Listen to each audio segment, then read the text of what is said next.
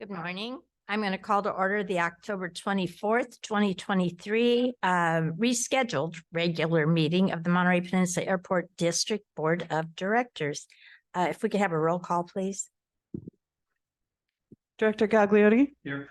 Director Pick? Here. Director Leffel? Here. Director Miller? Here. And Chair Sani is absent today. All right, thank you. Pledge of Allegiance. Dina, would you lead us, please? Yes, ma'am. I pledge allegiance to the flag of the United States of America and to the republic for which it stands, one nation, under God, indivisible, with liberty and justice for all.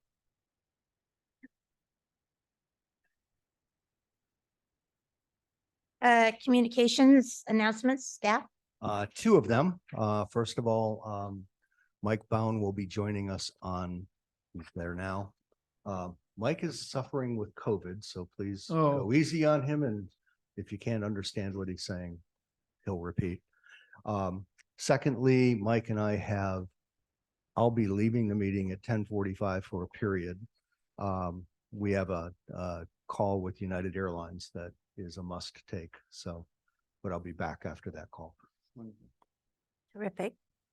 I think we should make the announcement that we do have the #1 airport sit-in a restaurant in North America, voted by USA Today. So, it's something to really celebrate. I did notice what San Francisco is doing with the three categories that their airport won in, and they are advertising it to the max all over the place. So, I will be putting in a plea to our marketing, community relations, air service committee. I read the title of that and I went, wow, that thing has grown in its capacity. So anyway, I would just will like us to really explore how we can, I guess I'll use the word exploit that since the community really got behind it, and it shows the support that we have for our restaurant at our airport. We already have advertisements that are scheduled. I'm not sure when, but this week in the Pine Cone and in the Weekly. So we're behind that. Good. Also, I would like it if we could give him a proclamation acknowledging his Sure. receiving this award. We can do that at the next meeting. We'll prepare it and get it done. Great. So the other thing is last night, and I'll get into it, but if you just want to, you might want to go on and watch the LAFCO meeting from last night because there'll be a lot of things coming up. So. And the last is that our staff did a terrific job of hosting the offsite tour of for Cal LAFCO. There were about 310 people here from the state LAFCOs, and we hosted the morning tour. There's always one off site, and everyone is raving about it, that how good it was and how they felt like now they understand a whole lot more about how airports operate. And I think just the level of questions and engagement after presentations showed how people were really engaged with it and not just sitting there because they paid to come. So anyway, I thank all of you who worked hard to put that together because it turned out really well. Thank you. Thank you. Final one I will tell you is that Whitney Robert, who is my new deputy executive director, will be joining us at some point when she resolves her car issue. Brand new car that decided it didn't want to run any longer on Carmel Valley Road this morning. Oh, poor thing. Dang. Yeah, it does. One of the most inappropriate places for it not to. Great On your start. debut. Yeah, great start. Public comments on any items that are not on the agenda? Okay. Scott? Madam Vice Chair, you may want to also, as we have previously discussed, I know there's a policy to be acted upon, but we have been sort of doing a soft launch of this by also checking to see if members of the public wish to make comments as well. Do we have anyone online other than Mike? You have one right now, although I don't see a hand raised. If a member of the public would like to make a comment on a Alright. non-agenda item. Is there anyone on online who would like to make a comment on any item that is not on the agenda? And I see no hands raised. Right. Thank you. Thank you, Scott. We have a consent agenda. I'm sure you all read every bit of that. Anyone like to pull any item? Would anyone from the public like to pull an item for discussion?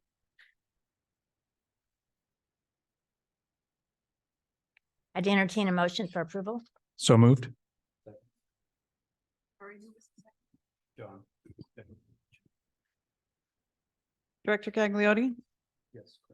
Director Pick, Yes. Director Leffel, Yes, Director Miller. Yes. I can't talk today. puberty. Yeah, kicking in fine. Jeez, Mary Ann's on fire this morning.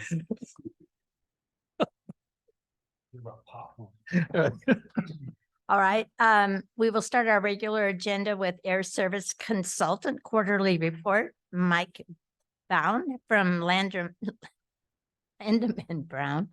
And Mike, sorry you have COVID, but we're happy you're with us in part. I am here. Like, can you hear me? Yes, Okay, give me a second here while I get going on the, I'm more used to Teams than I am the Zoom. Can you see that? Is that showing up on the screen? yes. Yeah. Yes. Fine, Mike. Great. Okay, hold on. Oh, just a second. All right. All right, there we go. Mike had asked me to give a short presentation on this document. This is we call it quarterly performance review of the airport. And we do this obviously quarterly. We also do a much shorter version of this monthly. And the reason being for the difference is we get what's called origin destination data or O&D data on a quarterly basis. And that drives a lot of subsequent analysis that we can do in the market that we cannot do monthly because the data doesn't exist. We do this again, just to kind of give a snapshot of where the airport stands in terms of relative airline performance, whether it be RASM/profitability, load factors, where the fares are trending. And also we get some pretty good guidance on schedules and published schedules in terms of what capacity is going to look like over the next 4 to 6 months, which is a very good, it basically tells you what your traffic's going to do. So that's the thought here. And also within this report, every so often we kind of have a special section on the industry and what's going on with the industry, some key trends, which I've also included here. So with that said, we'll start. And some of these I'll go very fast. If you got questions, please let me know. Again, we just start these with a route map, not knowing who's going to see all these, but it just gives a sense where the service is today. It's not nothing major, nothing terribly in depth, but just gives a sense where the airport has service. Okay, this is right here shows your scheduled capacity changes from the months of October 23 through the videos. I think that's February of 2024. And basically these are percentage changes by airline by route for the 2023 month as compared to 2019. We're comparing to pre-COVID because that's where everyone's trying to get, and that's I think the best proxy. So as you look at this, the seats, I think, are the key figure. What you're seeing in the industry right now is higher gauge, which is larger aircraft size, but less flights. And so seats have been outperforming flights, but the seats are going to be indicative of what your traffic's going to be doing the next few months. So as an example, October 23, if you go to the bottom total, your scheduled seat capacity is going to be up about 12.3% versus October of 2019. As load factors have been running marginally higher, I would guess traffic will be up maybe as high as 15%, but I would guess between 12 and 15%. So it's looking like a very good month. November, not quite as good, but pretty good. December, you're just above 2019 levels, not as impressive. Then you look out to January and February, you see some pretty significant growth. As you're probably aware, who's been driving the growth has been American service primarily to Dallas-Fort Worth. Well, obviously they came in with all mainline aircraft and they've kind of overtaken the marketplace. You're also benefiting versus 2019 because of the new Alaska service that's in the market versus the new Alaska service to Seattle that was in market going back to 2019. And finally, you're starting to see United start to bring service back to the market. You're still down below 2019 levels to some degree, but Denver, I think this next upcoming year, we've got a call with United here. What is it, Mike, in an hour and a half or whatever? Yeah. So United's starting to come back, and I think this is going to continue. So it's all those things at work. So it's actually a pretty good picture right now. So if you're thinking short-term traffic, where's our traffic going to be? This is the one to look at. Yeah, and our early numbers in October are very strong. So October should be a stellar month. Mike said 13 to 15%. That's probably spot on. This is just giving you the absolute number of seats. This is just the detail behind the prior slide. A lot of airports like to see this because they're, for planning purposes, or actually for some airports, we supply what I call a station profile that shows the airplanes as they come in and out. So sometimes concessionaires and such like those because it helps with staffing. This is just benchmarking to some regional airports. The region has done quite well. There's a trend right now for leisure destinations, as I call them. Not all pure leisure, but they're doing quite well. California in general has been lagging the U.S. trends since COVID, but that's not totally accurate when it comes to some of what I call the smaller destination markets. So you got Monterey, Palm Springs, Santa Barbara, San Luis Obispo, and Sonoma all doing quite well. Sonoma stands out primarily because of Avelo, a startup carrier, added a lot of capacity in there. But generally, these are pretty positive trends across the region. This just gives a snapshot. These are moving averages to kind of show where things are versus where they were, back to COVID. And what we do here is we just don't look at traffic. We look at the average fare trends, and we look at the revenue. These actually, I take that back. The green line shows the revenue. Then you got okay, I'm sorry, I'm one slide ahead. This is passengers capacity and load factor for the market. But as you can see, load factors have been very strong. They're back above pre-COVID levels. Capacity is about at or above 2019 levels. And then of course, passengers are right there too. So these go through July of 23, but you can see they're pretty good positive trends as you compare back to COVID. We're trending above. Just as a note on this also, at the US level, excuse me a second. At the US level for 2023, right now, scheduled capacity is about unchanged versus 2019. So the US is back where it was, but markets along the lines what Monterey is, more of an outdoors type leisure destination. High end is doing even better, and that's the case here, as you'll see. These are the O&D markets, as we call them, origin destinations. These are where people are actually traveling to. So the first one shows, as an example, O&D passengers 61 for Los Angeles. That's 61 passengers traveling daily each way. And the revenue is the same thing. It's the passengers are paying $10,000, are paying $10,818 daily each way to travel. They're paying an average one-way fare of $178 net of tax and fees. And then to the right, we've got the changes versus 2019. So LA is still down as an example, and that's in large part because United's capacity is not back where it was. Phoenix is doing quite well, in part because American over time has added more capacity here. And then San Diego, DFW has done well with more capacity and so on. You can see Seattle jumps off the charts. That's because that's number 6 at 39 passengers daily each way. That's because Seattle did not have nonstop service in 2019. So this is what typically happens. And so the market grew by 562%. And where'd that traffic come from? Those were people previously driving primarily to San Jose and to a lesser extent, San Francisco. So when you get new nonstop service in a market like Monterey, you get the people flying into Monterey as opposed to driving somewhere else or flying into another airport and driving in. And you've seen this with your other new markets, Dallas and Denver, when we got the new service in 2018, I believe it was, subsequently grew about 250 or more %. So and these are unusually high stimulation rates in the industry. And that's in large part because of the proximity of the airport to other larger airports and the related leakage. And just overall, some other kind of interesting trends. Now, Austin, number 11, that one's really growing also. And that's just because there's more Dallas service, and that's easier connectivity if you live in Austin. Going down farther, you can see other, strongholds like San Antonio, very similar to Austin in that regard. And American strongholds like Charlotte, at number 18, and even, other markets. So again, this just gives you an idea where people are actually traveling to and from. And I would tell you that this is what the airline planners look at. They study at the O&D level to see how they can grow these markets and what would work in their networks. Mike, I have a This is- question for you on this. Sure. What is that second column, O&D revenue? What does that encompass? Yeah, that's the revenue. So for an example, I'll do Los Angeles as the example. There's 61 passengers traveling daily each way between Monterey and Los Angeles.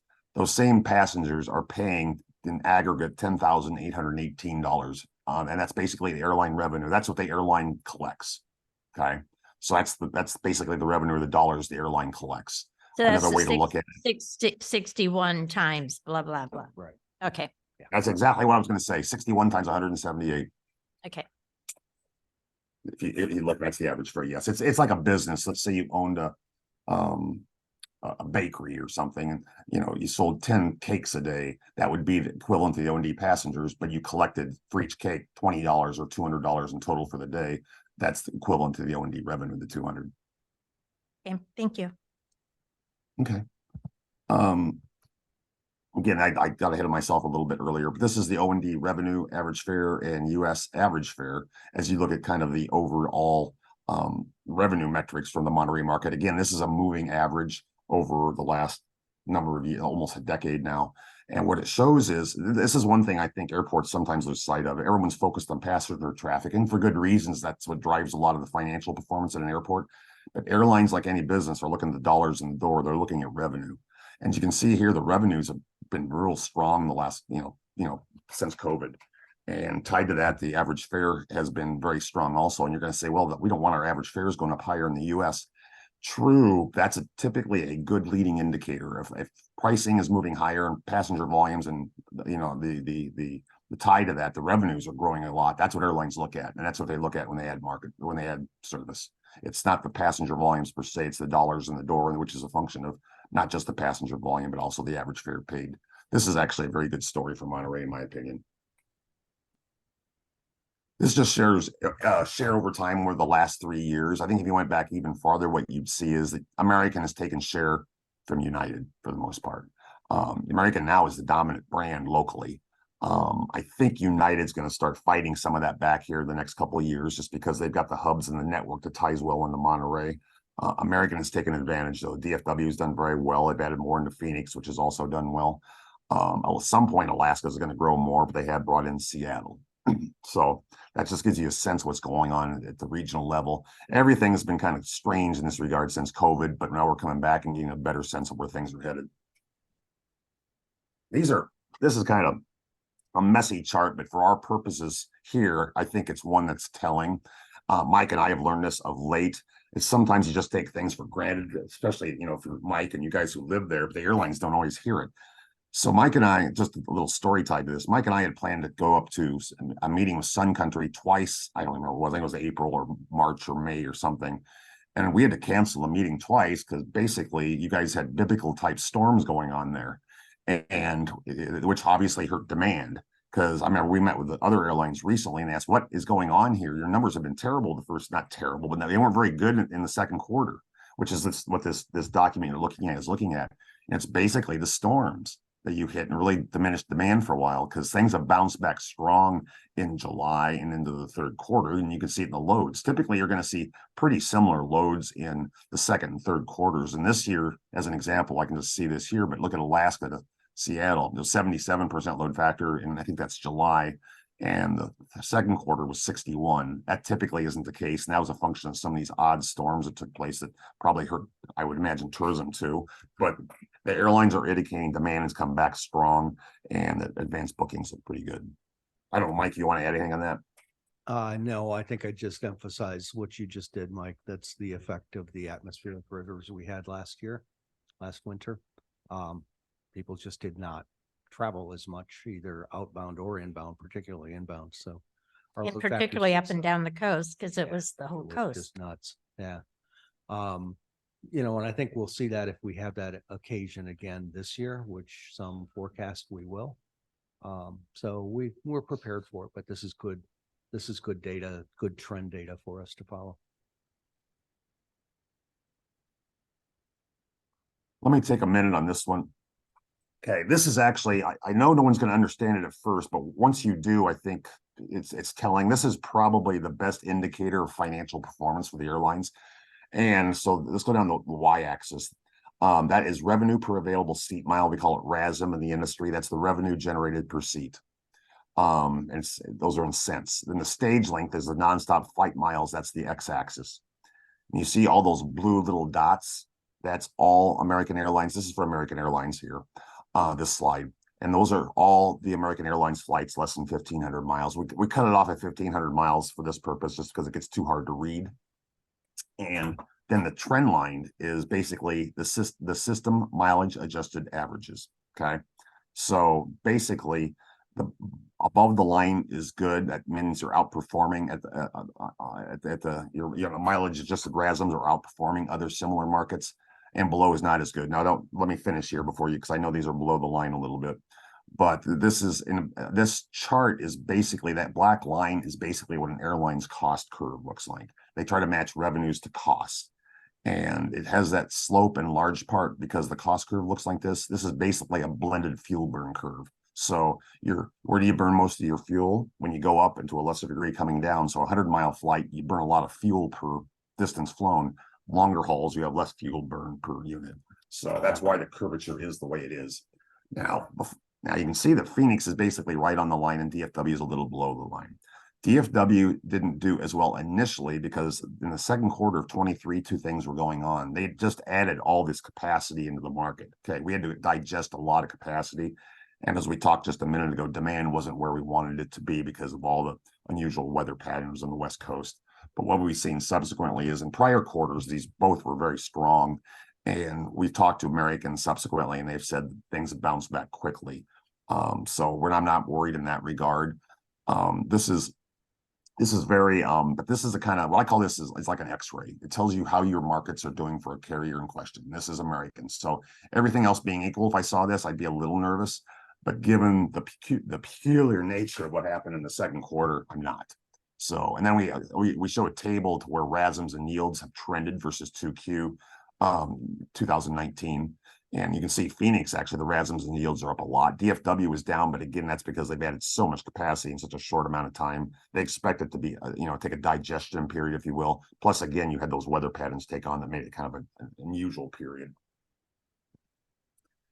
This is for United. And first of all, the box, look at the RASMs, how strong they were, the yields, how strong they were.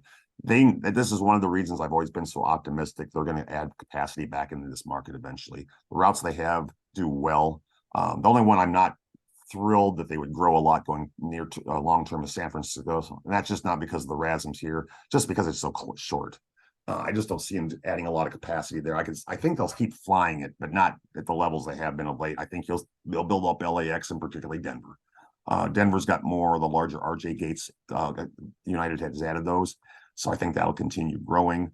Also, United's got a history in the area. I suspect their frequent flyer program has the highest percentage of frequent flyers in the region. They just don't always fly out of Monterey, but it makes it easier for them to grow share when they do add capacity. So again, this tells me that United's doing well there, and they will grow eventually. And I think I actually said you're going to start seeing it next summer. This is Alaska Airlines. And you can see San Diego and you can see Seattle. Seattle has been okay thus far. It hasn't been great. We'd like to see it perform better. We're going up there, I think, Mike, in December sometime. And that will do better, I think, eventually. The O&D market responded real well. I just think it needs a little, I think we need some better marketing in there, some harder hitting marketing if that's the case. San Diego, we will eventually get a second trip. They've planned it a couple times over the last 2 years, but it just didn't come to fruition just because of the pilot shortages. So again, that one's doing well too. And San Diego is one I think surprises people, but they will eventually add more capacity there. And I think, And G4, that's Allegiant. And again, this is just the Las Vegas service does okay. I don't see them adding service in the near term. I think they keep Las Vegas just because it's a good filler in their network. It's a short hop and they get some aircraft utilization. But I don't think they have any plans in growing the market, which is kind of disappointing. So again, these graphs like this, again, are like X-rays in terms of relative airline financial performance. You can see how the markets compare to all these other markets in their system. Yeah, let's drill down on Alaska for a second. Same dynamic, soft, always going to be a little soft in second quarter because of the weather issues. But it has recovered very nicely over Q3. It's doing quite well. And also, I mean, we did have Portland, twice a week that kind of muddied the water, I think. And that may have been an impact, may have had an impact. You're right. Yeah. Well, hey, Yeah, it could have. we've got if the Raiders are playing, those planes are full. They can put 2 or 3 on the ground. So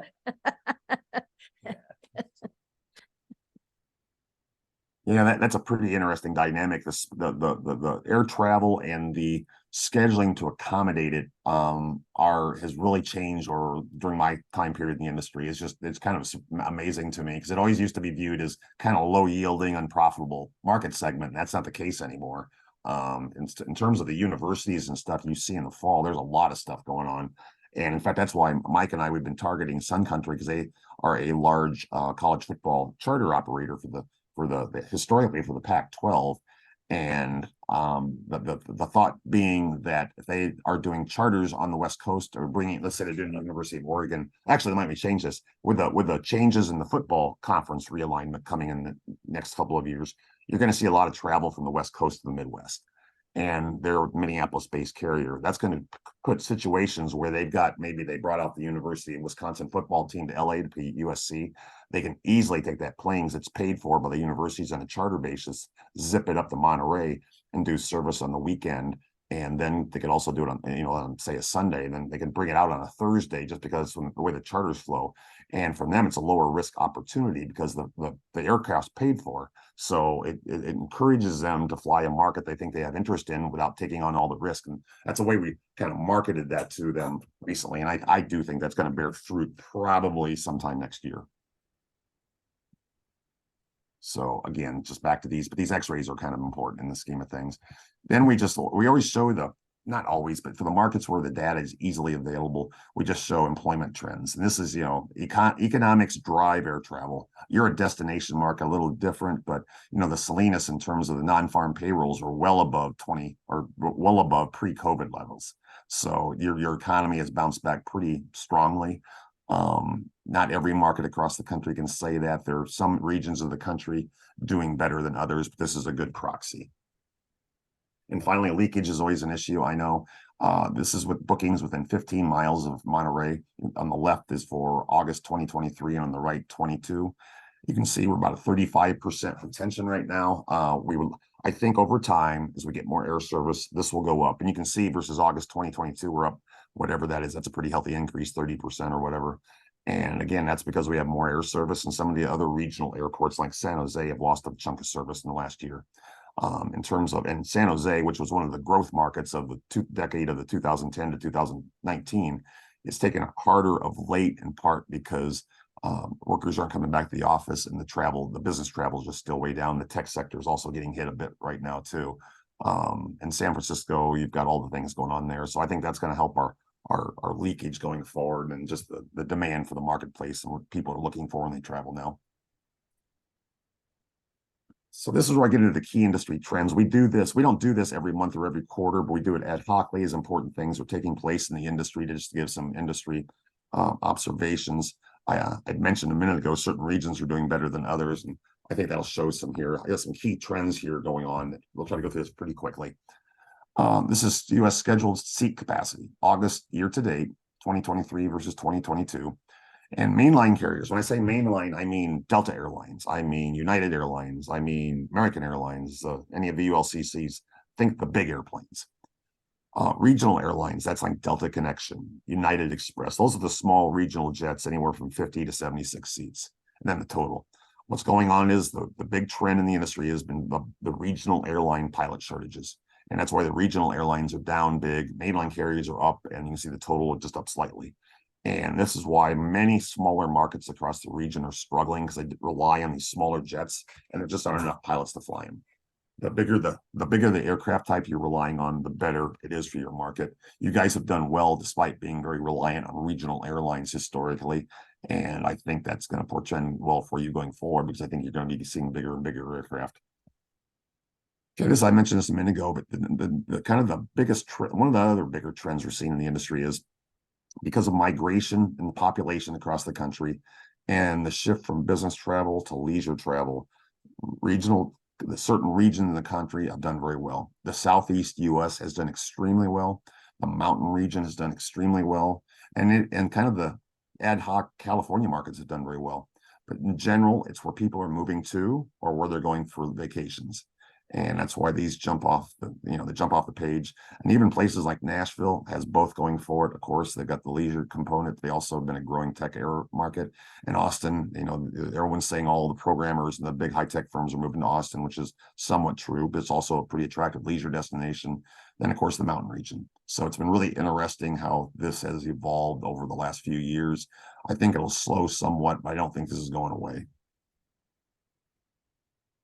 And the ones getting hurt, the word traffic's moving away from is primarily what I call more business oriented markets. You look over here and you see a lot of kind of blue collar types of industrial type settings in towns. One other thing you see here is there are a lot of state capitals here and government travel has not bounced back quickly. So Lincoln, Nebraska, LNK is a state capital. Bismarck, North Dakota, which had been on a boom the prior 5 years, is another state capital. Lansing, Michigan, another state capital, and so on. So again, and you see, Moline is a big John Deere town, MLI. So again, a real concentration of more industrial types markets not doing as well. Again, where the growth is in the prior slide, the leisure and where the migration is taking place. Then you see way out to the west, San Jose. That's been a tremendous growth market for at least a decade, but they've really kind of taken it on the chin of late. And I know Alaska in particular is back down or pulled back. So just looking at the big airports, then you see kind of the same trends.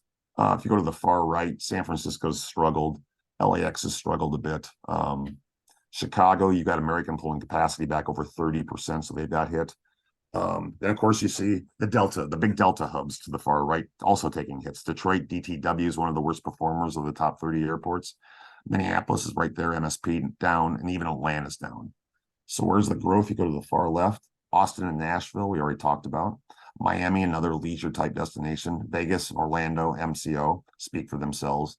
Denver, you've got the mountain region. Midway's more the Southwest type of market. DFW stands out among the big hub airports and so on. So again, the bigger airports are just reflecting that same trend of leisure and where the population growth is taking place versus the more industrial towns, with a caveat of how some of the airlines are strategically moving aircraft around, with the key there being Delta. Mike, This is is any of this reflective on the fact that with the unrest in Europe and the Middle East has just exploded now, but with the European, a lot of people it seems are doing more vacationing in the US as opposed to traveling out of the US? What had happened? Okay, let's see. This is and going through post-COVID. I think travel started to kind of bounce back like President's Day weekend of 2022. Throughout the remainder of 22 into early 2023, the US traffic was off the charts, domestic traffic. So people going to Orlando, Vegas, wherever, it exploded higher. While Europe still was kind of quasi locked down, they weren't traveling as much, and Asia was definitely locked down. So what happened is we went through 2023. In fact, I don't have it here. In 2023, starting in about March through probably now, traffic to Europe has taken off. Europe has probably never been stronger from the US through like today. Now, and Asia still locked down. And the domestic market, while still strong, is not as good as it was last year. And a lot of this is just, you had pent-up demand and things got to normalize back to where they were. So people got all their domestic trips out of the way and through early 23. And now it's kind of getting back to more normalized levels. And then you've got Europe, which had been beaten down, it exploded higher this past year, but it's starting to slow down now too. Asia is probably the next one to watch, but we'll see. Now, after saying all that, you just mentioned the unrest. What I expect to happen next year is going forward. I think Europe was going to normalize. I think the US had somewhat normalized. I think what you're going to see is that international travel is definitely going to take a beating. I'd question now whether Asia will come back like it was. When I used to do forecasting at Northwest Airlines, I remember when the Gulf War started, we had to come in and, kind of give the executive team what was going on with bookings. I remember looking at the Asia bookings and I thought that was a misprint. There were almost no bookings. So different regions of the world react differently to these things. I would guess Asia is going to be weak for a while, depending on how bad things get over in the Middle East. I think Europe will slow down. And I think that'll give the domestic probably another shot in the arm next year because of that. But it's a wild card. Who knows what's going to happen there? At the industry level, though, I would tell you, we think there's some little bit of slowness now in bookings in general because travel had this pent-up demand period, and then now it's going to slow down. So we'll see what happens there. But overall, I think domestic probably outperforms next year, given what's going on in the Middle East. Hopefully, that's not too convoluted to answer. Did that semi-answer your question? It does. Carl and I sat through a fabulous presentation from an economist from The Economist. And one of the things that she was big on was travel to India because they've redone their airports and how much they are now touting that they are a place for people to go. And because there are so many Eastern Indians who are in the United States and in North America, that there'll be some heavy traffic. So that was just one of the things that came up.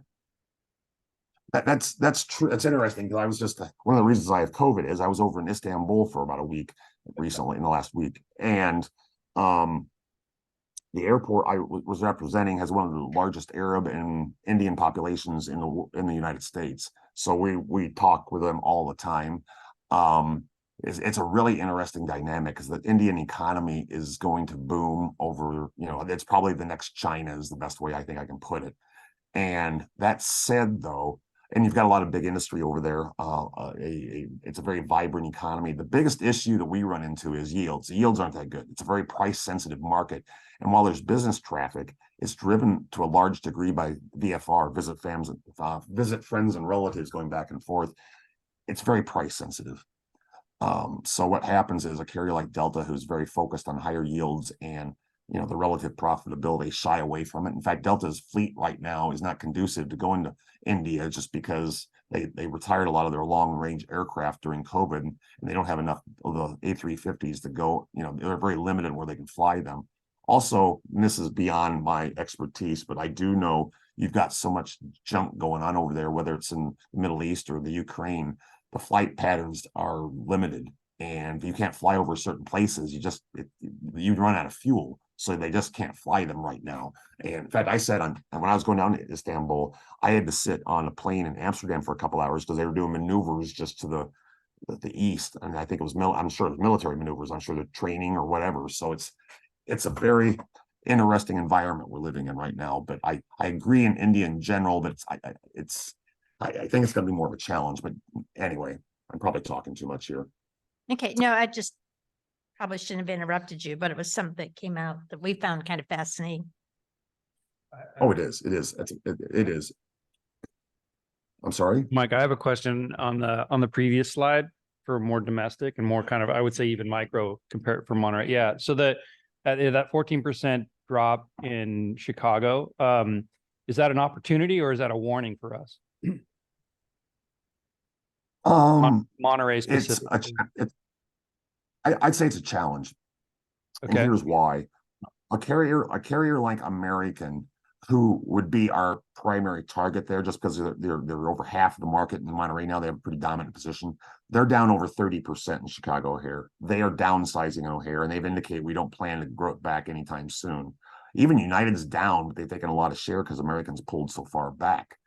And so it makes it more challenging. Now things ebb and flow and change over time, but I don't think that's going to change that much. And again, the earlier slides you saw where the growth is in the country, it's in the Sun Belt, basically the Sun Belt and the mountain regions.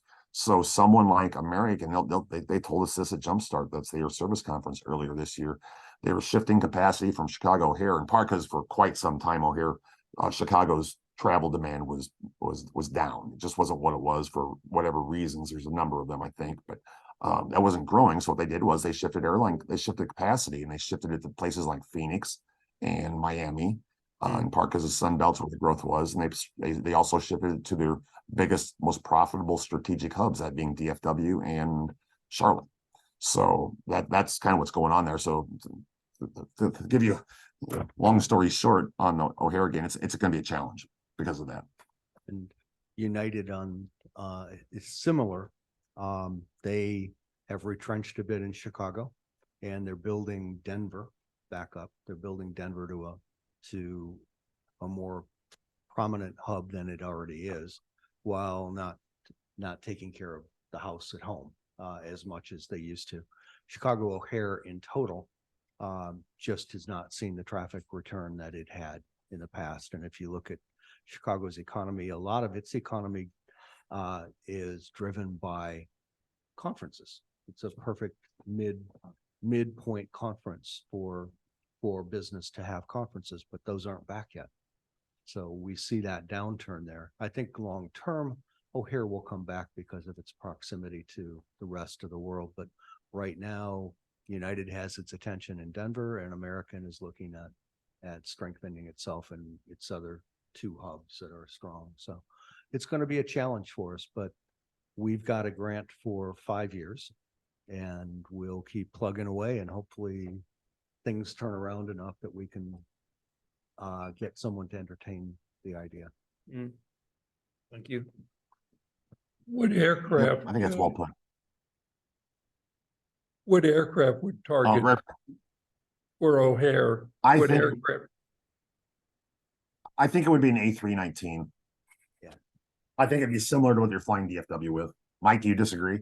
No, not at all. A319, 737, depending on the maintenance hub operation, but they've apparently started a maintenance hub operation, American, in Chicago, because they're now flying A319s from Fresno to Chicago on a limited basis, on a seasonal basis. How's that flight doing? Don't know. What was the question? How is Fresno, Chicago doing on United? It's an A319. I don't know. That's a good question. I can find out though.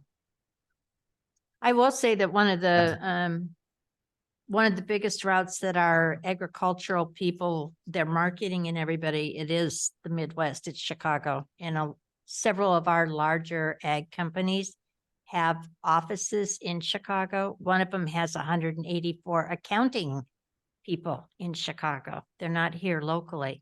So, I think there's some opportunity for that segment of the market, once it opens, that they'll use it, because they've got a lot of business going back and forth. And The Midwest loves to eat, They do. and they We- they can't grow produce in the winter. So Nope. we're their market. And surprisingly, we've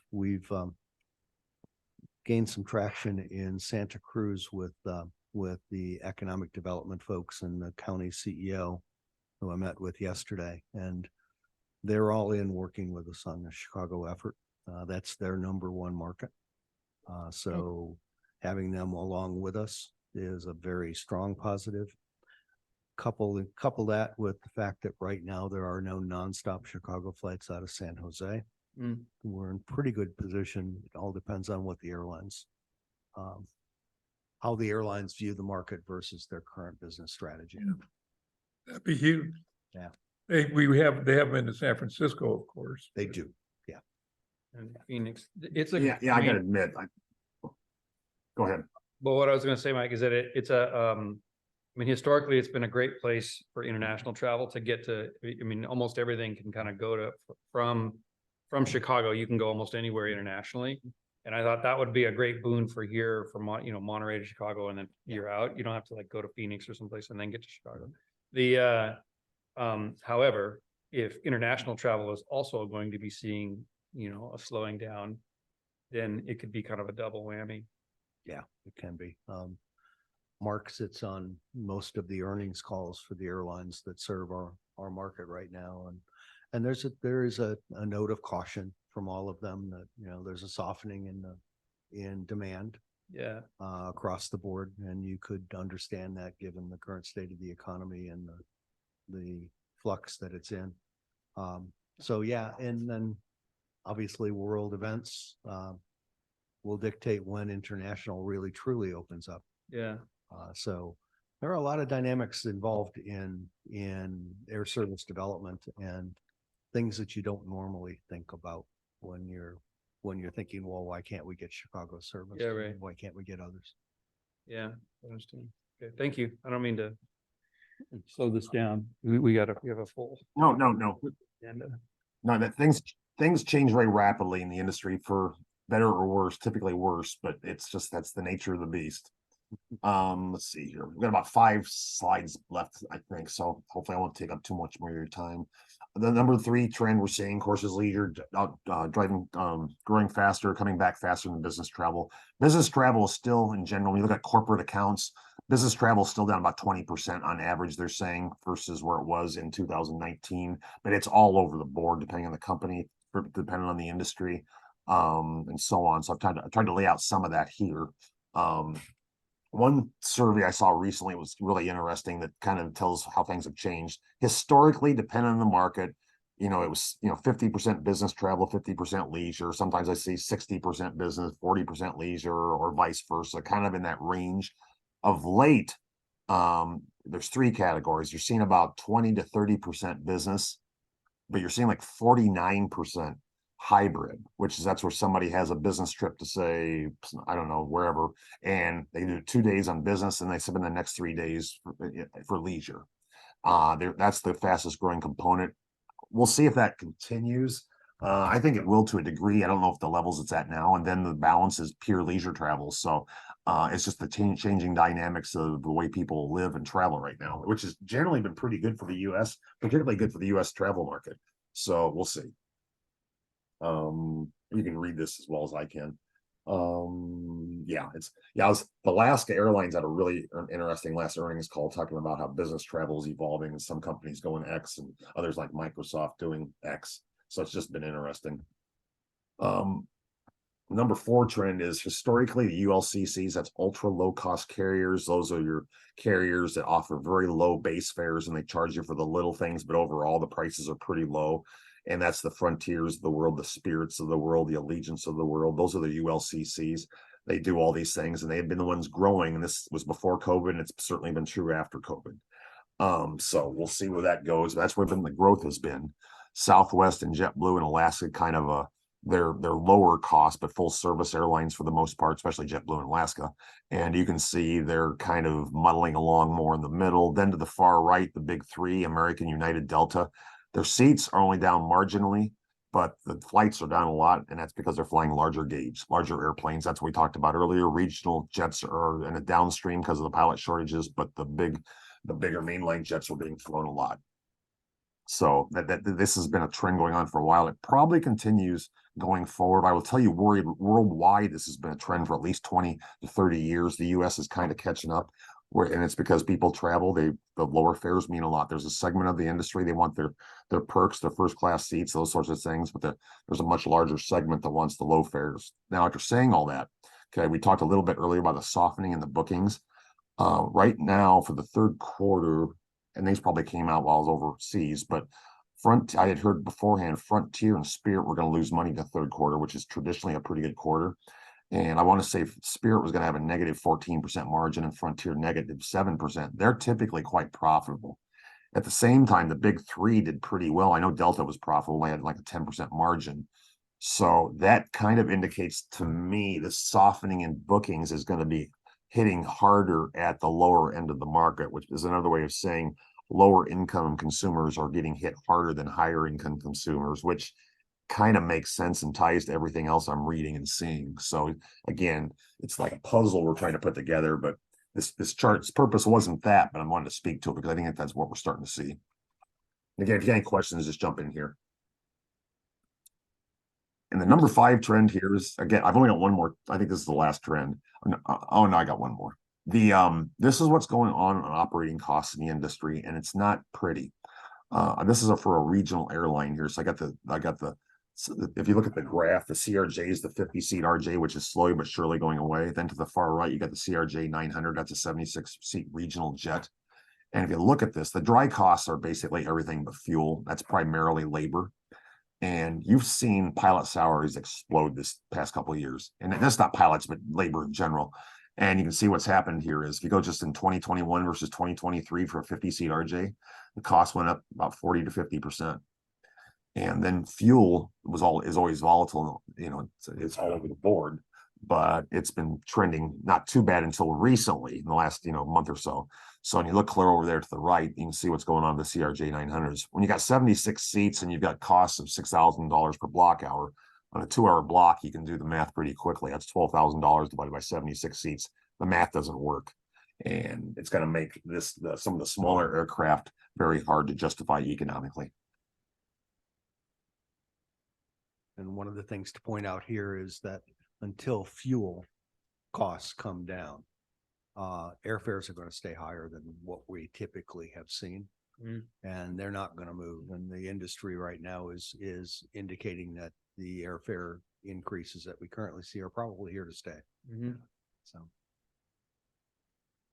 Yeah, and it's also it makes relatively longer haul flying harder to justify because of the operating costs because the fuel's going up. Yeah. Okay, last trend here. Hey, Oh, go say ahead, that sorry. again. The longer haul is actually going, I would have thought that it would have gone the other way. Just it also taking into consideration that RASM graph, the longer you're at, the more efficient the plane flies. Does that mean that there's a point? That's true. It is on a seat basis, but at the same time, if you just do it on the operating cost in total, it adds a lot. Right now, I would guess it's been changing. I don't know. Fuel's probably still. See this graph showing for the smaller jets. But if you do the math, you've got one thing right though. Okay, it makes the longer hauls. It's still going to affect that disproportionately because you're burning more fuel. But the longer hauls, the bigger planes are going to be easier to justify. Actually, that's what this slide shows. So what happens this year is you see on the left, the flights and the seats, and you see seats have come way back where flights are still down. We've seen that chart earlier. Essentially, the smaller aircraft are being flown less, bigger aircraft being flown more. So overall, flights are down, the seats are up. But then look to the right. Okay, this has been slowly but surely over time. This is seats per departure. We call it gauge in the industry. You're adding 1 to 2 more seats per year. But if you go far right, you go since COVID from 2021. What was traditionally 1 to 2 to 3 seats went up 7 seats in 22, went up 8 seats in 23. I think 24 is going to be more and 25 is going to be more. The airplanes are going to get bigger and bigger. The smaller planes are going to start to go way more and more because the economics don't work on those smaller planes with fuel and labor where it is. And this is going to happen. It already is. Go ahead. Do we have any of the CRJ 50s operating in our airport now, or are they all gone? No, we have no 50-seat aircraft operating here anymore at all. We are 76-seat is our smallest. Yeah. And that's impressive for an airport our size, that we it can is. fill a 76-seat aircraft. It is, and they do quite well. This market is still a very, very strong market, and will be as long as leisure travel continues to stay somewhat stable.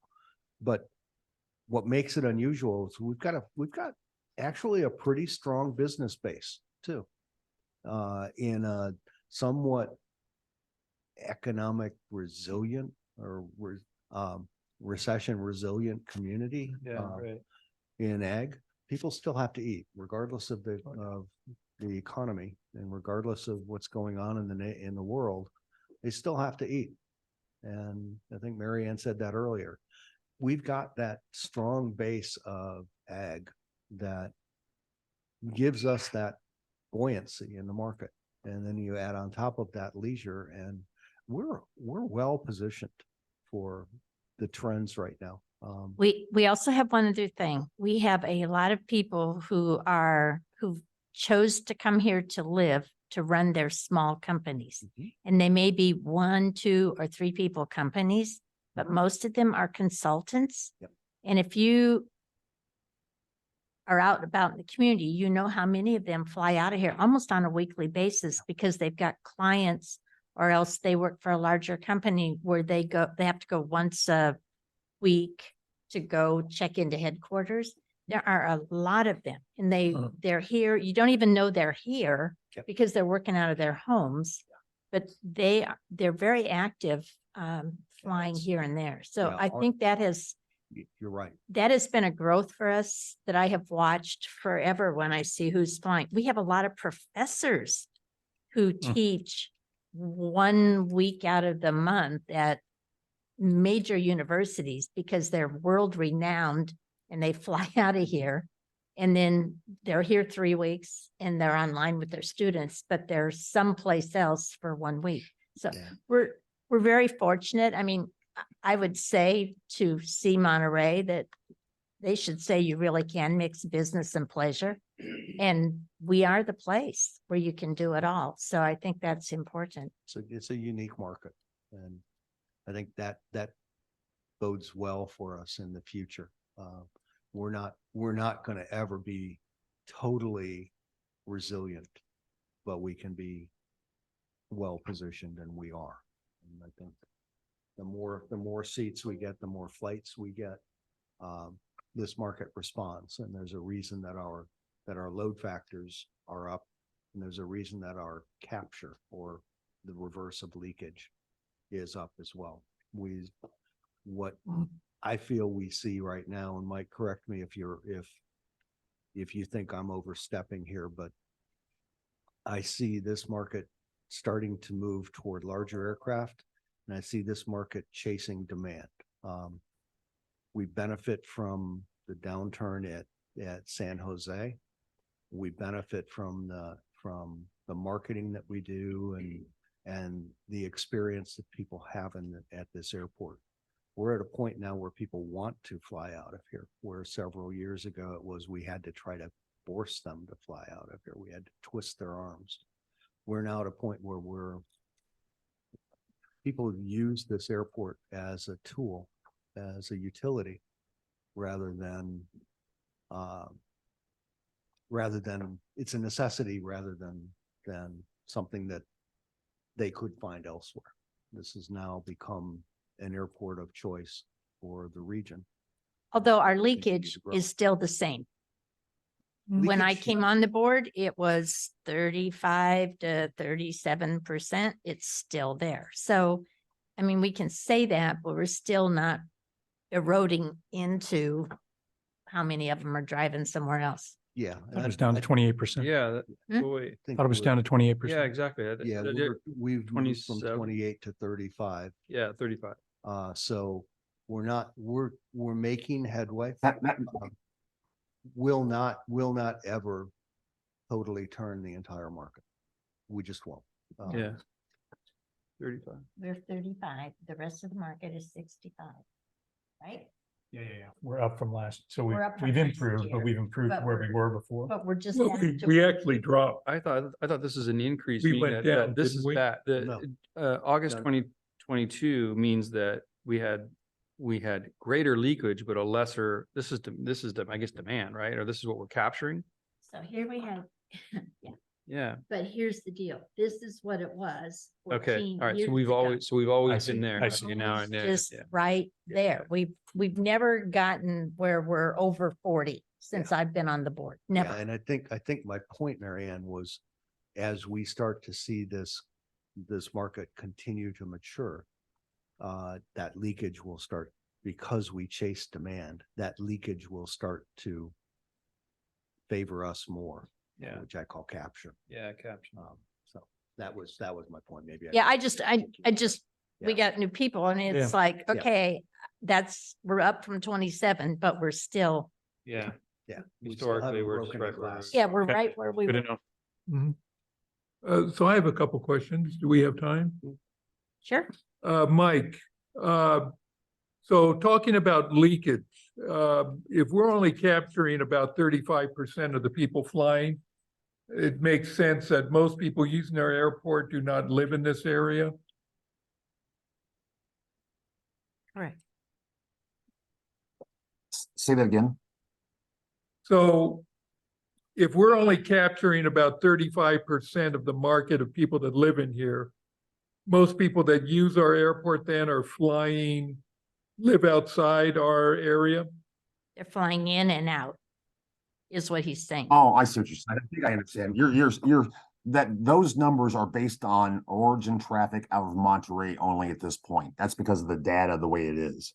I would tell you your leakage for inbound travel is probably much worse.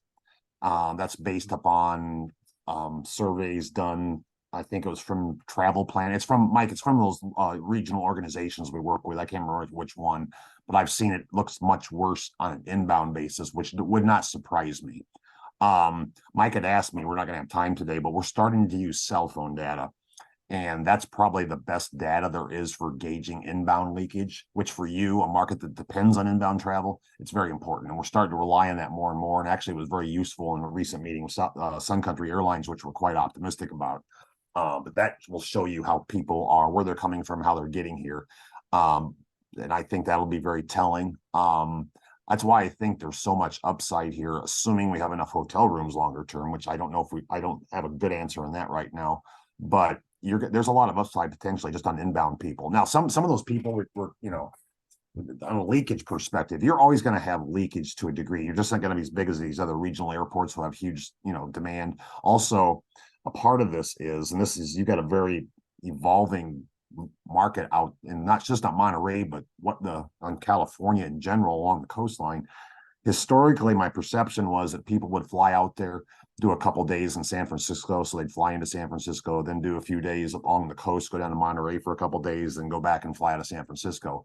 My guess is San Francisco's not see the tourism as much as they did. And as you get more capacity, people will just fly into and out of Monterey. Probably the same thing for places like Santa Barbara. So I know that's kind of a wordy answer, but back to that chart, that's just for origin traffic. We're starting to gauge and utilize data that gives us a better sense for inbound leakage now.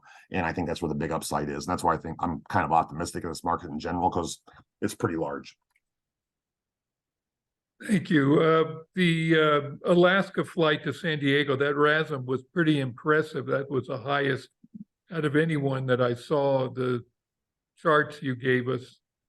You said it's likelihood we will get that second flight. What's your timing on that?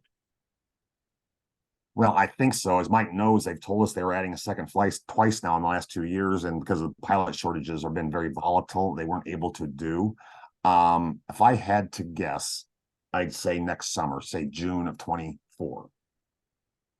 Yeah, we may have more information about that. Mike and I are in Seattle on the 6th of December. Is that correct, Mike?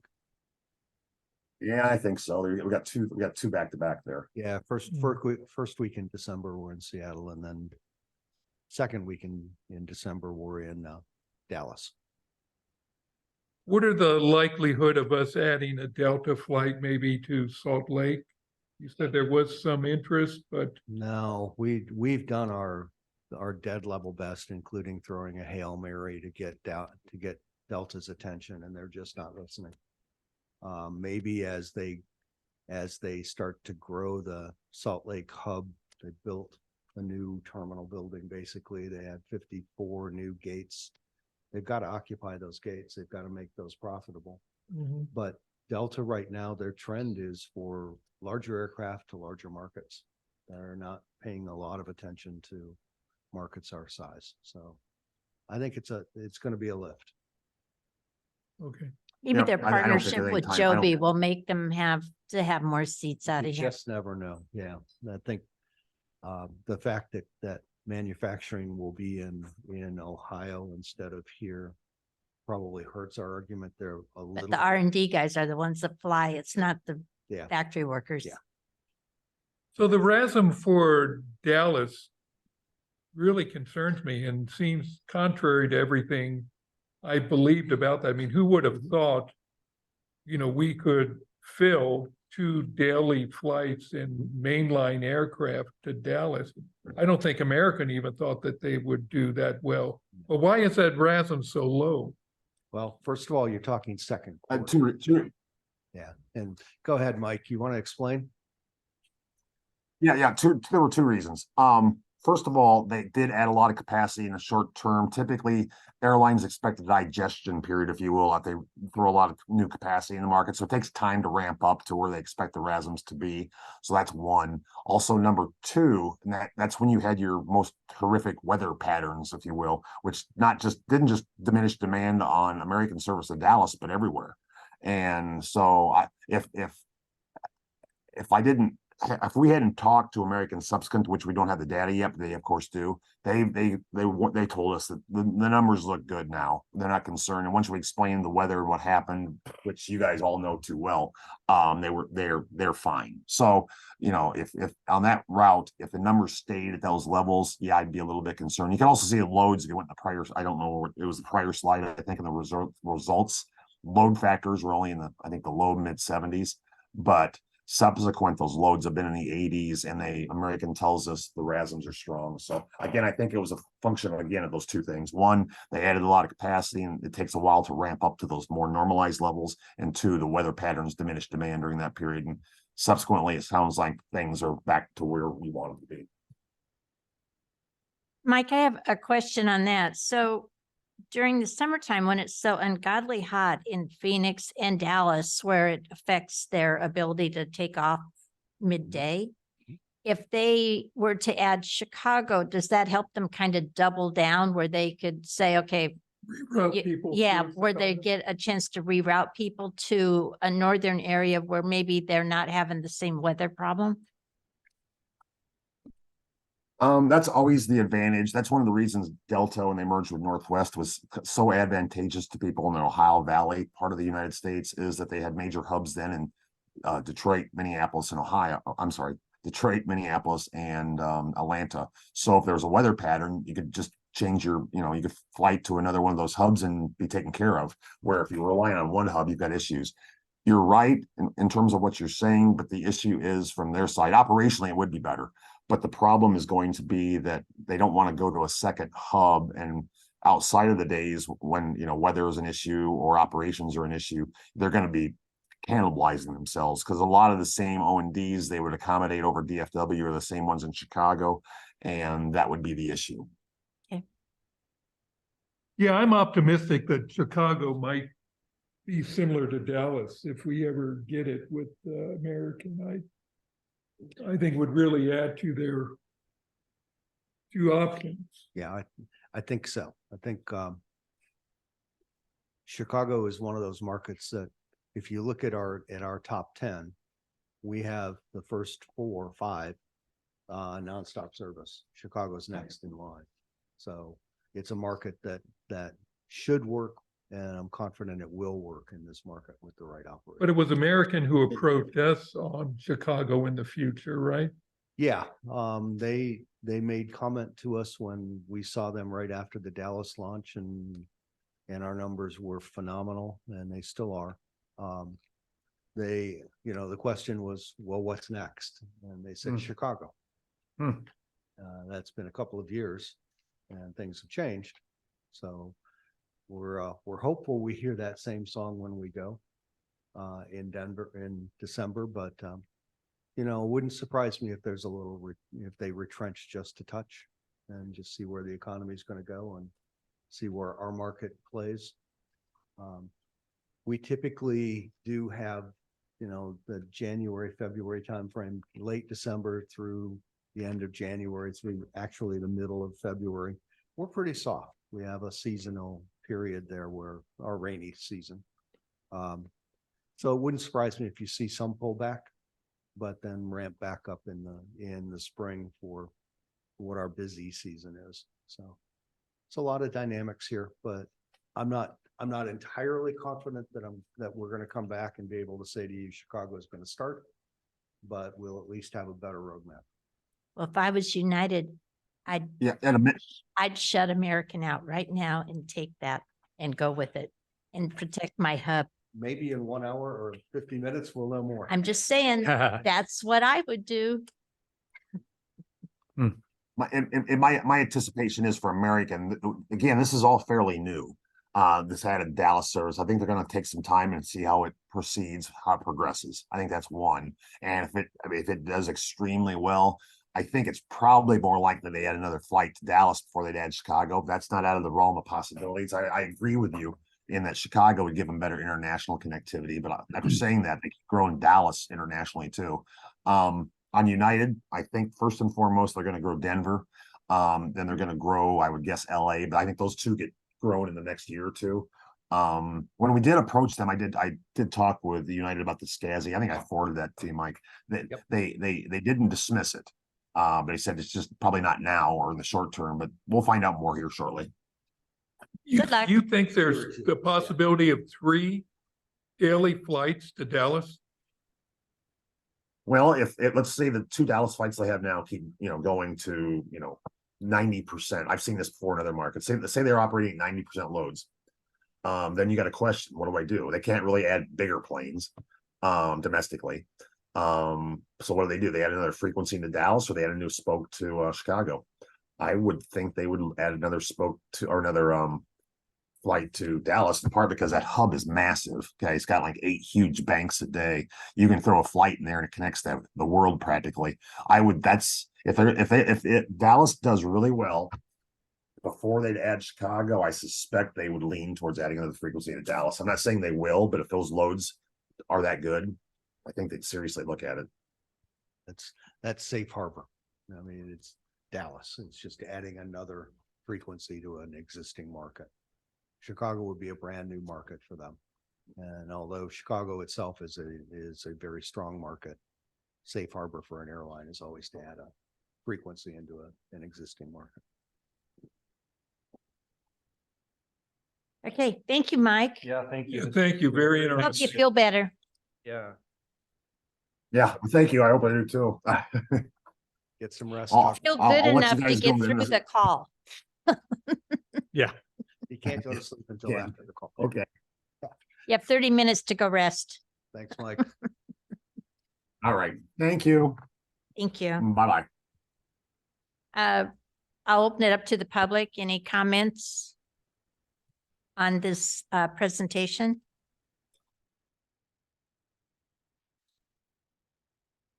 Okay, any of my fellow board members, anything else? No, I think it was great. Yeah, just a quick Cool. thing. That's That a was- keeper. That was good information. Great information. So now we'll get it once a quarter so that we all know. Yep. Okay, good.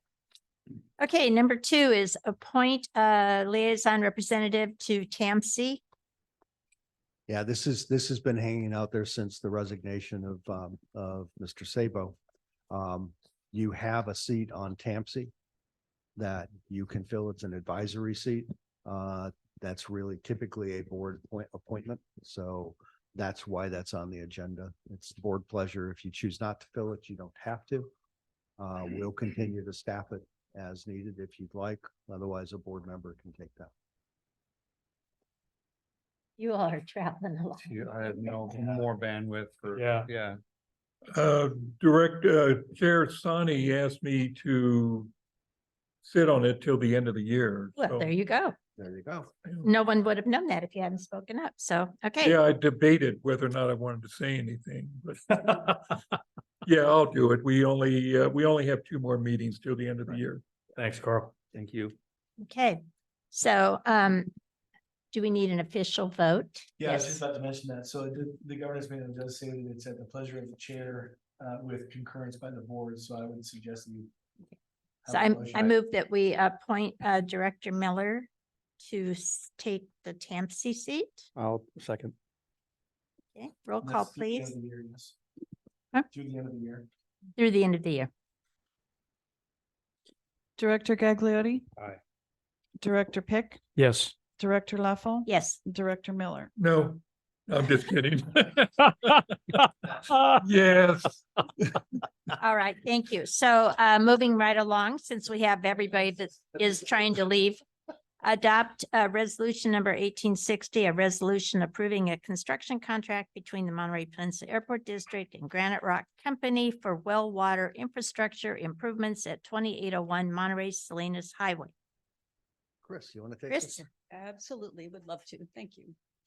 So, based on our conversations recently, and especially over the last few years, the airport has been looking at the options that we have within the wells at the airport. When we purchased the property at 2801 in 2020, that had a well as well on it. And when we started to evaluate that well, we found that it was compromised with the availability of that well and the one at 2999 Monterey Salinas Highway. We were able to get permits to deconstruct and reconstruct 2 wells. So the 2801 well has great capacity as provided at the September 20th meeting when the board certified the mitigated negative deck for the well water improvements and approved the project.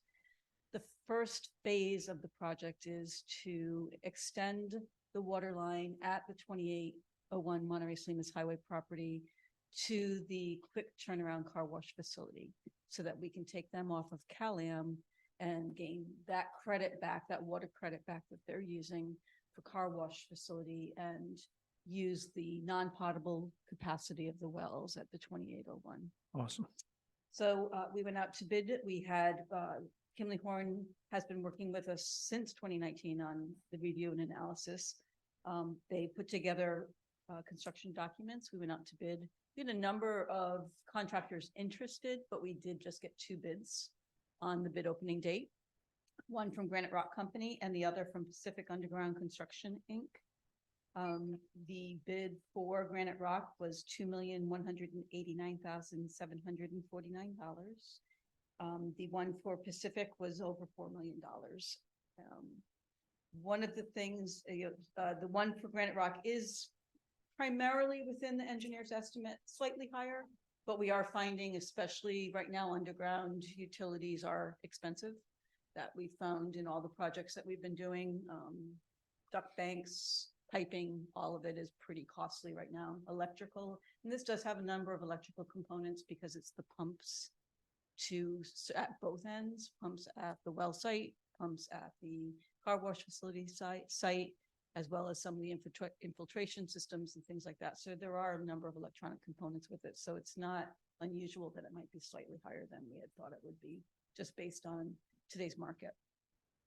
So with that, what they were reviewed by Kimley Horn, both of the submittals were reviewed for accuracy.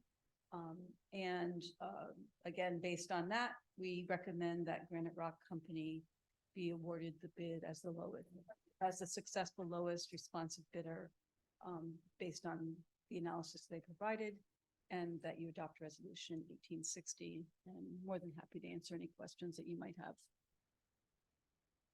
All right, I'll open it up to the public for comment. Anyone online? Okay, I'm going to close public comment, bring it back to the board. Comments, Director Pick? Just a couple questions. What was the engineer's estimate? It was 1.9-ish. I don't have it exactly in front of me, but it was about 1.9. So this was slightly higher than the engineer's estimate. Thanks. And what was authorized in the CIP budget-wise? Just the project is authorized in the CIP. There's a budget number in there, but you didn't authorize that number. That's always a little bit confusing. Okay. When we put forward a CIP, we have to ask, that's our effort to ask you if we can move forward with planning that project. It is also a budget placeholder, but the board never approves a project on a CIP list. It simply says, yes, move forward. It's our strategy for the year. We still bring back to you contracts for construction of those projects. So we use the engineer's estimates basically, or the best estimate we can garner in the CIP. So that was $1.9 million, whatever. So total project cost we had for that project in the capital is 2.8 million. We have used some of it. We've used about 850,000 for the construction of the wells and all of those components of it. So But a total project cost of 2.8 million is what we had. in the Great. capital budget. So what I'd recommend in the future for staff reports, include that number, that $2.8 million from the CIP, and include the engineer's estimate. That'd be my recommendation. Thanks. I'm good. Director Gagliardi? No, we went over this in finance, so, so my questions have been asked and answered. Okay. I think the Director staff Miller? report reflects that. Quite the spread. I assume that's just because Granite Rock's going to be here doing other things, so there's an economy of scale. They had to bid it based on the bid documents. Both of them Mhm. had to. Yes, it's quite the spread, but Pacific Underground is out of San Jose, so they Right. would be traveling quite a bit. So I'm sure that that has something to do with some of their costs. They've never worked on the airport here, so the unknown, they have to take into unknown conditions, soils, things like that, so, yes, it is a spread, but not unusual. We see that on bids oftentimes. But Granite Rock's also doing some other work for us, They will right? be doing other work here, so this is a not to exceed cost. Is there the possibility this could go down slightly? Maybe there'll be some economy of scale, but that's not how they bid it. They bid it based on our request. for a Yeah, a specific- standalone project. Yeah. Yeah, for a specific way to construct the project. Okay. No, that's good. I'm glad we're moving forward with this. This would be a coup for the airport, I think. And we really need to capitalize on this somehow and let people know what we're doing. See if we get some coverage. We've gotten good traction every place but the media so far. Have we tried to get the media interested in this? Because we haven't been approved to move forward with the project until now. Okay, good. All right. I would entertain a motion on the resolution 1860. So moved. Second. A first and a second. Roll call, please. Director Gagliardi, Aye. Director Pick. Aye. Director Leffel, Yes. Director Miller. Yes, All right. Item number 4, a resolution number 1861, a resolution approving a professional services agreement with Kaufman Associates to provide environmental monitoring for well water infrastructure improvements at 2801 Monterey Salinas Highway. Chris, is this you? Absolutely, it is again, and it's similar to the one we just discussed, but this is again, based on the mitigated negative deck that the board approved. There were mitigation requirements in that mitigated negative deck, and this is to comply with those requirements, again, and not to exceed. It's a time and materials contract, but primarily it is the oversight of both the biological resources, because we talked about this in extent at the September meeting, that there are a lot of biological resources, specifically Yadon's piperia in this area, in the area of the wells. So it is to monitor, to inform the contractors, as well as for the cultural resources mitigation that we talked about, that once we clear some of the areas that are heavily brushed, we need to have a cultural resource monitor, so that Pacific Legacy go in and just do a review. Again, train the contractors on what they'd be looking for in case they encounter any cultural resources. So Kaufman will be overseeing this. They're the ones that helped us with writing the mitigated negative deck documents, and they'll be working with SWCA and Pacific Legacy to make sure we're in compliance with our mitigation requirements. So with that, I'm again happy to answer any questions, but we recommend that you adopt resolution 1861 with Kaufman for a not to exceed cost of, and I know what's in here, $53,915. And again, it's a time and materials contract. All right. I'll open it to the public for any comment. Anyone on Zoom? Nobody does. Seeing none, Nobody home. I'm just doing it for the record. Mhm. Seeing that, there is none. I will close public comment, bring it back to the board. Director Miller? No questions, only a comment. Kaufman's been working at this airport longer than I've been on the board. They know us. I think they know all these animals and plants and by name and and they're a good choice and a good fit for us. So yeah, I wholeheartedly approve. Right? Director Gagliardi? Oh, no comments again. This Director has been Pitt? covered. No questions or comments. All right. With that, I would entertain a motion for approval on resolution 1861. So moved. Second. A first and a second, roll call, please. Director Gagliardi, Aye. Director Pick, Yes. Director Leffel, and Yes. Director Miller. Yes. Okay. Number 5, resolution number 1862, a resolution of the Monterey Peninsula Airport District to establish a remote public participation policy for board meetings. Who is taking this one? I'll Mr. go ahead and Huber? take it, yeah.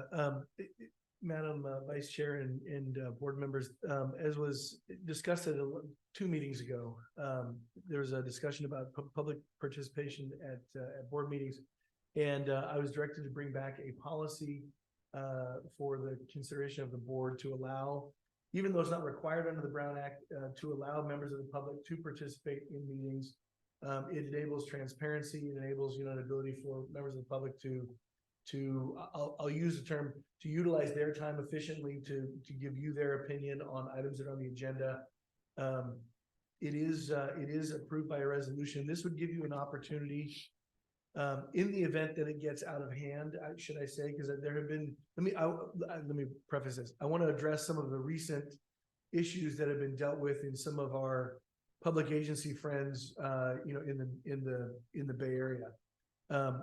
There is an opportunity for nefarious intended individuals to make some pretty offensive comments, hiding behind the cloak and the anonymity of remote public comment.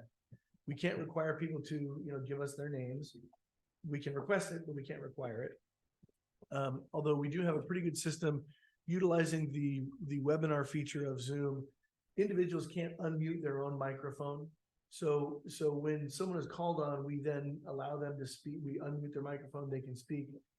And we can keep a pretty close watch on the button. If somebody does get into what I would call, offensive or vulgar, or yelling or screaming or inappropriate comments, we do have the ability to then hit the mute button and silence them, and they can then just remain silent for the balance of the meeting. They can still listen, but they wouldn't be able to then unmute themselves.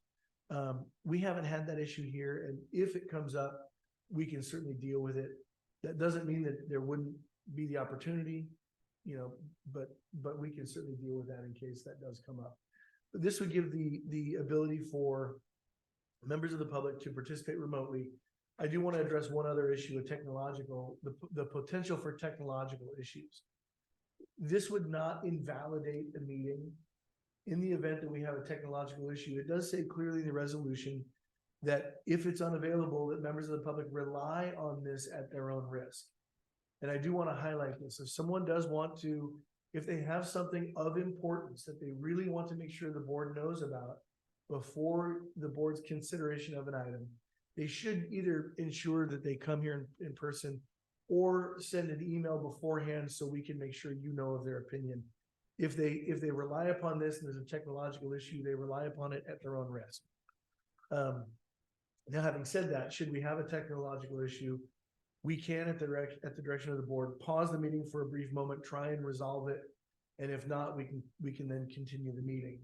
But this is, I believe, a summary of what the board instructed us to return to you with, and I'm happy to answer any questions you may have.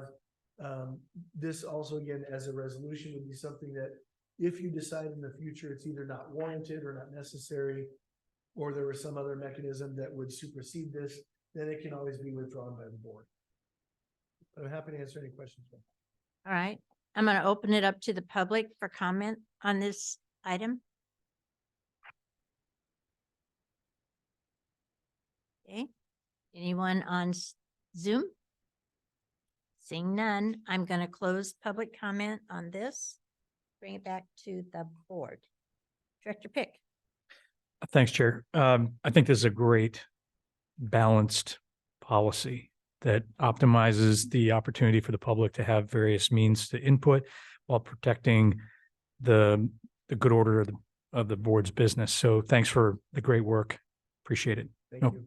no questions. Director Gagliotti. Yeah, no questions. I think this describes and depicts exactly what it is that we asked for. And so I'm going to be in complete support of it. Director Miller. We really have to be clear when we intervene to cut people off. All three of our surrounding cities, or four of them, have been hit by this. Pacific Grove handled it very differently than Seaside handled it. It caused a debate on the council in Pacific Grove where they actually let these people continue talking for free speech, saying vile, offensive things, which should not really have happened. So I think as a board, are we clear enough, do you think, in this policy on that? I do. Of course, the execution is what is. Yeah, that's always the danger. The execution is what usually gets people in hot water, right? But what I will say is, there have been a couple of cases, while they are unpublished opinions and we can't rely on them, you know, in some sort of litigation, the courts have been very unwilling to allow vile and offensive comments because they recognize that it chills public speech generally, that other people then don't want to step forward for fear of having, you know, a vile and repugnant attack against them. And so the courts have not really looked favorably upon, requiring public agencies to keep the mic open when people are saying vile, offensive, awful things. And that was my follow-up question. So there is no real standing precedence on, there is actually some precedent, but as you can imagine, because it's case specific, it's very general in its terms. But what I can tell you is, again, there are some pretty good unpublished opinions that give some good direction. Recently, there have been, and again, I'll utilize what I know.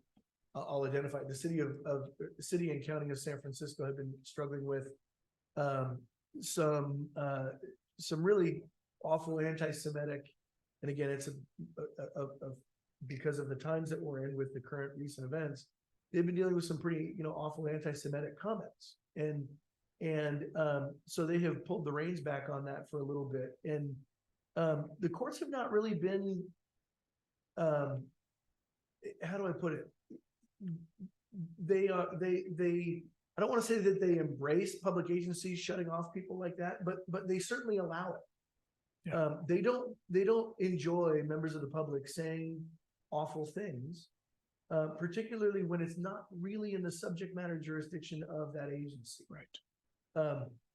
And I'll use a comment. If someone were to say awful things about a proponent of some concept, that's not really within your subject matter jurisdiction. The concept would be, but the attack against an individual wouldn't be. And that's usually what these comments relate to. Usually goes after an individual, and I can't believe they would, say something so stupid and vile. And, I mean, they use, of course, a lot more colorful language than that, but I'm trying to keep this, G-rated. There's the ability to really clamp down on that. And what I would suggest is, if we were to find ourselves in that situation and needing to cut someone off, I would take the lead and I would do that. And then I would invite them to immediately type out their response and send it in. We'll be happy to receive your written response now. But this is not, because this is not required. It's something you're going to open this portal as a courtesy to individuals. And I'm not trying to say that you're being magnanimous in doing that. I think it's a good idea to do that, right? But you're not going to allow it to be you're not going to tolerate abuse of this courtesy. So I guess my question is, who is going to be controlling the button? Is that going to be you? And are you going to wait for direction from the chair before you cut a person off, or will you be No, so here's my concept, and this is again at the direction of the board. I would be pretty quick on the button, and if the board wants that person to continue, then we can unmute. If you think where I draw the line is too close, then you can say, well, let's allow it, let's give them a little bit more latitude. But I will be pretty quick on that button, because I just don't. Well, think- I'm comfortable with that. Yeah, I don't think that vile offensive comments have any place in the public square. Do we want this spelled out in the policy, who's controlling the button? Because it's not in there now. No, I don't suggest it. Yeah, I wouldn't suggest that. The more you put in there, the more you open it up for attack. And I think that's something we should just handle on an ongoing basis. You don't have any issues right now, and I will knock on wood and say Yeah. I suspect you won't have very many, but we'll see. And you haven't had any thus far. And I don't think you're going to have very many, but we'll keep close tabs on it. Okay. That's all I have. Thank you. Through the chair. I mean, I thought that Mayor Oglesby handled it pretty well. He shut it down but then he said, look, you know, if the speaker wants to offer constructive commentary, we'll completely open it back up. So, and I thought that was pretty well. Yeah. So. Yeah, and again, what the courts are looking for in that instance is they're looking for the ability to say, listen, member of the general public, you're welcome to give constructive comments, but you're not welcome, you know, you're not welcome to provide, you know, again, vile, offensive, threatening comments. It just isn't going to happen.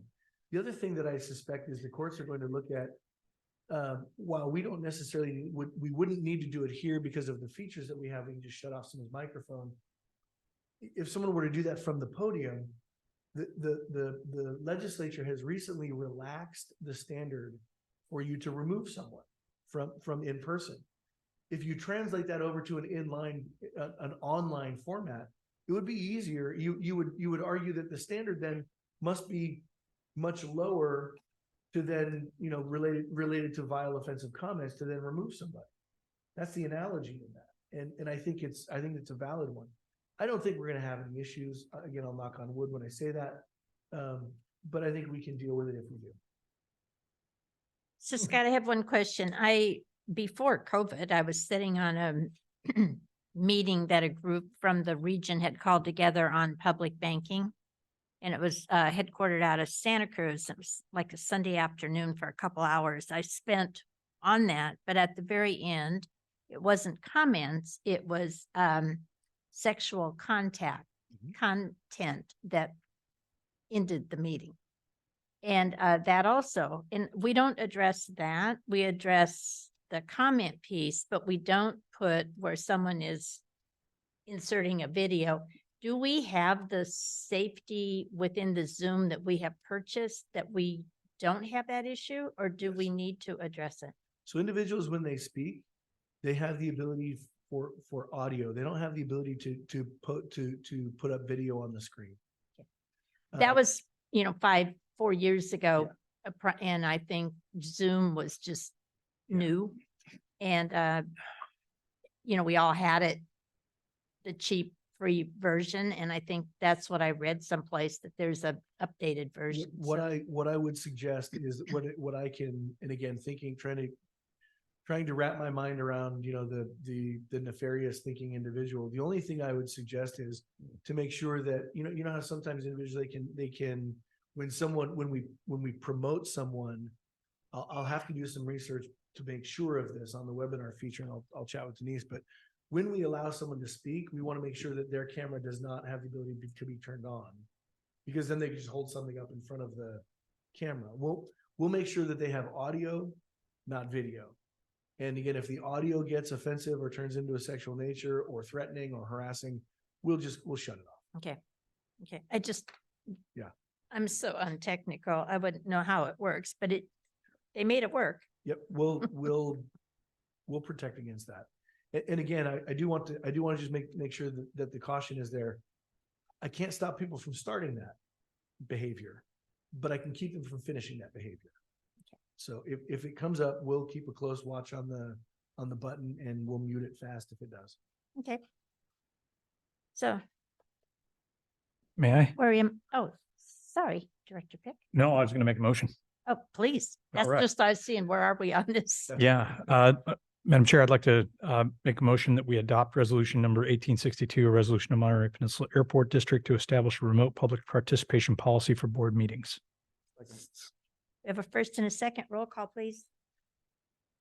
Director Gagliardi, Aye. Director Pick, Yes. Director Leffel, Yes, and Director Miller. Yes, okay, thank you. Mike, you have to leave us in 5. Probably about 5. Yeah. Okay. So let's go ahead and start with standing committees, budget and finance. It was in your package. Is there anything we would like to highlight in there or that you all have questions on?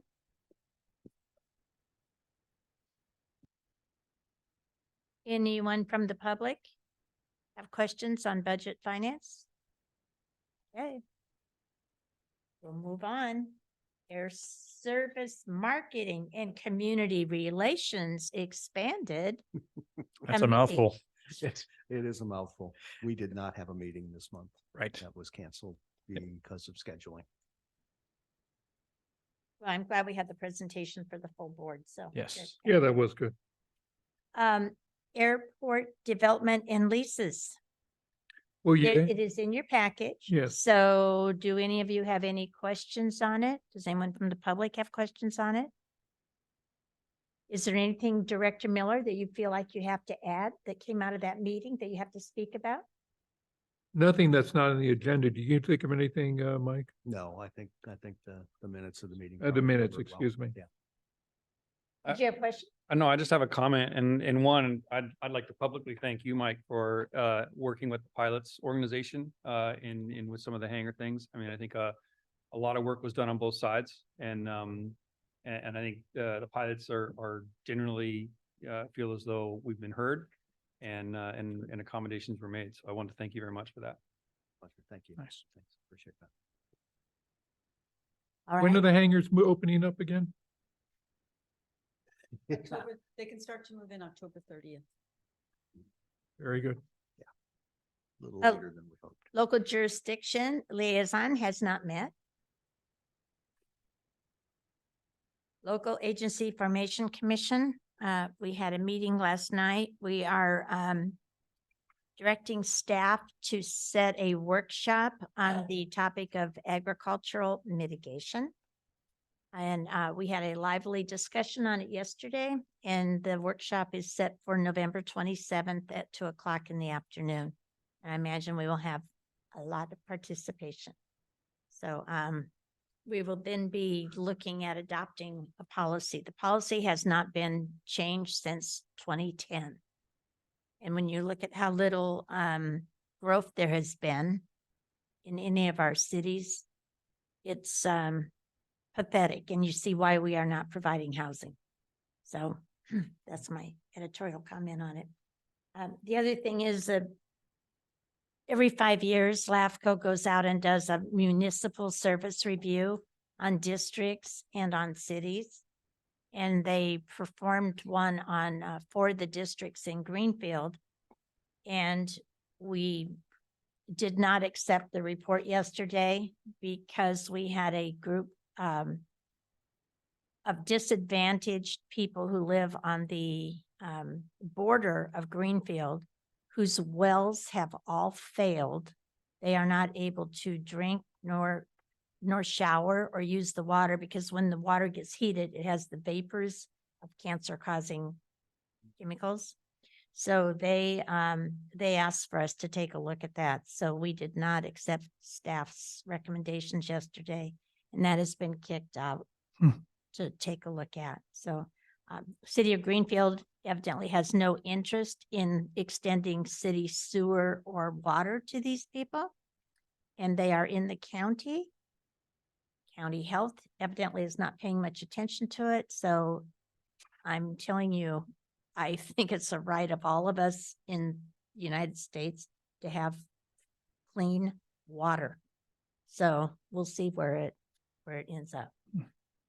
Unfortunately, in our county, we have several population centers that have no potable water, none. And it's not getting any better. Anyway, RTA, I'm guessing did not meet. No meeting. Transportation Agency for Monterey County, we had no one, so now we do. Thank you, Carl. Special Districts Association, liaison. That's Director Sani. I don't believe she was at the meeting this last week. There were 3 of us attending. Yes.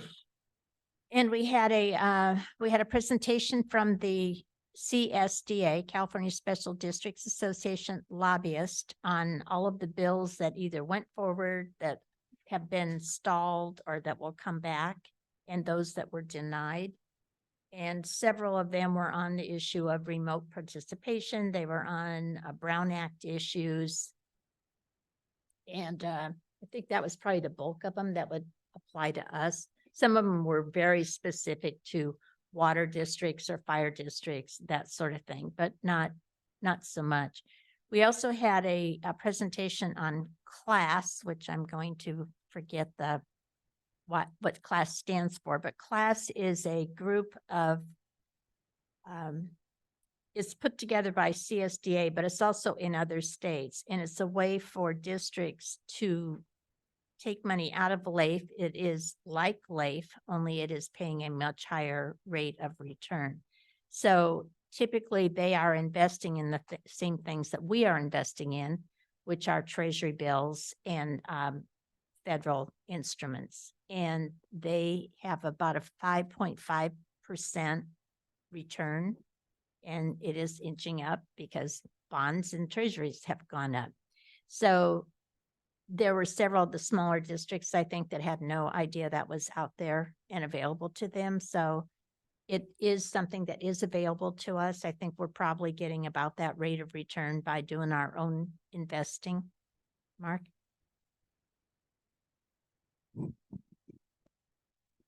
Sure, I'm on. Yeah, or the yields are, the yield curve's not, so we're typically, I'm going 1 month typically. And so like yesterday, we invested 7.4 million at 5.3% yield. So yeah, so I'm aware of CLASS. I mean, frankly, our relationship with Chase and JP Morgan, and the way that they cleared the T-bills is super efficient. So I'm happy with that. But yes, I know that CLASS typically does have higher yields than LAIF, and we've essentially moved all our money out of LAIF because the yields are so much higher using T-bills. So on a T-bill, we have to wait for it to mature, a 30-day period, typically. Yes, but the market is so liquid that we could break them at any time. Okay. That was one of the, In part or in total, and in Okay. any kind of denomination. that was one of the benefits of CLASS. They're working it like a money market because they've got such a pool of funds in it that if you notify them by 10 in the morning, you will have your money that evening deposited into your account. So that, I think, was a benefit that I heard, particularly for the smaller groups, because we haven't had some of those items before. We had to wait for a maturity. So Yeah, Anyway. so LAIF has same day if you notify them by 10, before 10. But you know, with JP Morgan and the T-bills are completely liquid, and we can do basically anything any day. do we pay a penalty? No. If we break? No, because, well, it depends. When your maturities are 1 month, and if you break anytime, you're gonna get a little, it's not a break fee, but you may be subject to where yields may have migrated. So it's immaterial. Okay. Anyway, I just wanted to let you know those were the 2 topics of discussion that we had. Scott? Just FYI, so for the, again, so in case anyone wants to review this later, California CLASS it stands for California Cooperative Liquid Asset Security System. Thank you. Not FDIC insured, but they do, if you go to californiaclass.com for public agencies that want to, they can look, that invest in LAIF, they can look and see how much would we have gained had we been in CLASS versus LAIF. They've got a little thing there. Again, I'm not advertising, I'm just telling you, for anybody that wants to look it up, that's where it is. What I found interesting, it's the reason was CLASS is going for shorter maturities. They also estimated that these high interest rates, from their opinion, will be with us for a couple more years. So they will outperform Leif. But, and the other thing that was interesting, they didn't recommend that you necessarily go all in one or the other. They recommend a hybrid blend between the two. But yeah, I found it interesting, but it sounds like you're doing the same thing. I am, Okay, good. and it's fun.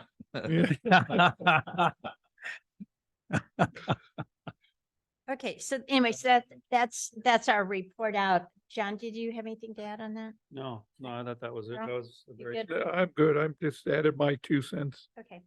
AMBAG, Director Miller? Sadly, I missed that meeting. I apologize.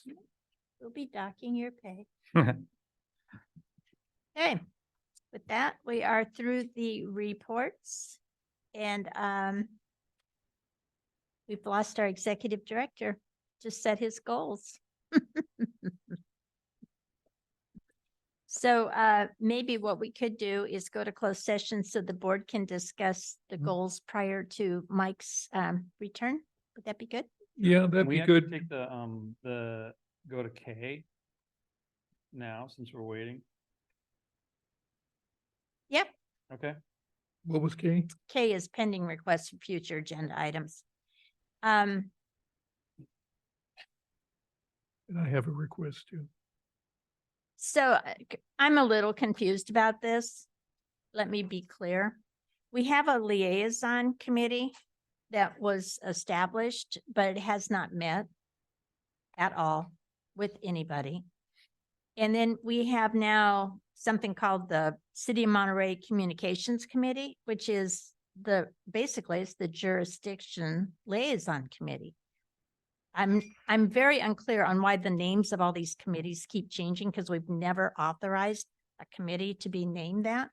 Yeah, that was, I'll sort of take this one. I think that was, a comment was made to have that as a future agenda item that came out of sort of a discussion with the fire contract. That specific committee has never been formed, it has never been named, has never been organized. And so if it's the desire of the board to have the liaison committee take on that role, then we just need you to say so. But it was requested to put on as, we were requested to have it as an agenda item of, well, yeah, let's have a Monterey, what was it, Monterey Communications Committee that came out of the fire contract discussions. But I think the request was to make it a special committee. So, Yeah. because Director Sani had recused herself from the City of Monterey's discussions and communications. Is that correct? Yes. So because she also appointed herself, and we concurred with that, to put herself on the local jurisdiction liaison committee, but then she can't be on it to speak to Monterey. That's correct.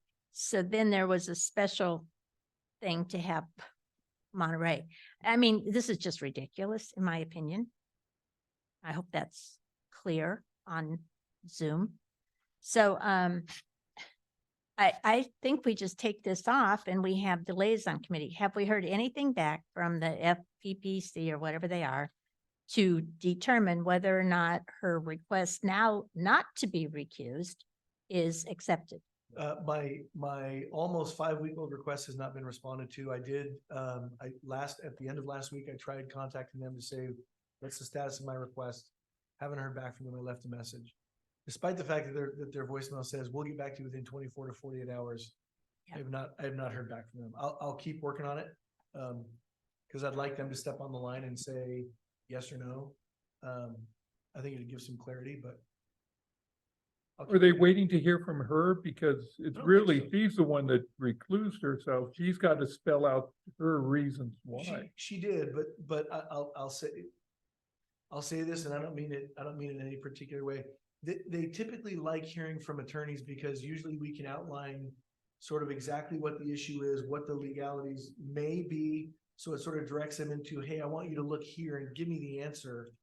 And that's what I did. I've outlined that question for them and what I sort of gave them what my thoughts were, based on the statutes that they should be looking at.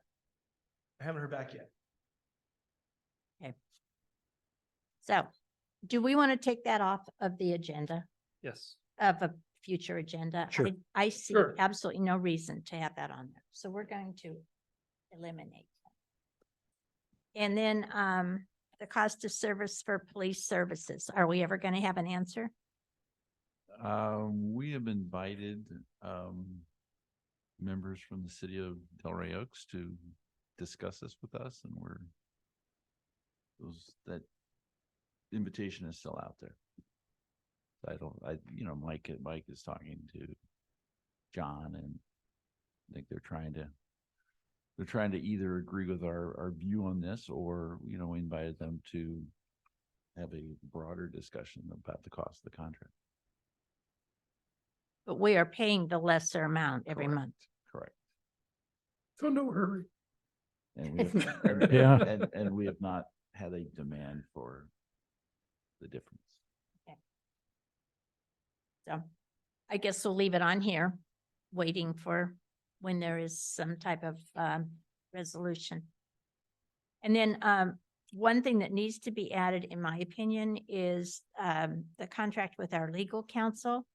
And his contract is with us, the board. Mhm. And his contract is up on December 31st. Mhm. So Scott and I had a conversation about, it's a little confusing because when his contract expires, or the legal contract expires on December 31st, our fiscal year starts July 1st. So when we set our budget, it's always off. So I think we need to discuss maybe next month that we would extend Until we this can find- contract Yeah. until June 30th. And then we need to go out, in my opinion, for an RFP for legal counsel, because you've been our legal counsel for, Oh, gosh, since 2011, 2012.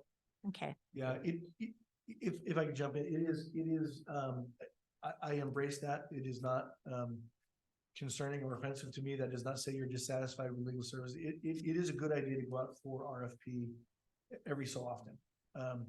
It does allow you to say to the public, look, we've looked at our options, and again, should we come out on top, and you point us again, then you can say to others, we looked at our options, we like where we're at, and we're good to go.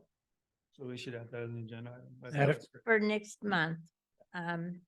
I'm happy to bring a 6-month extension, so, Yeah. and then we can work in the interim.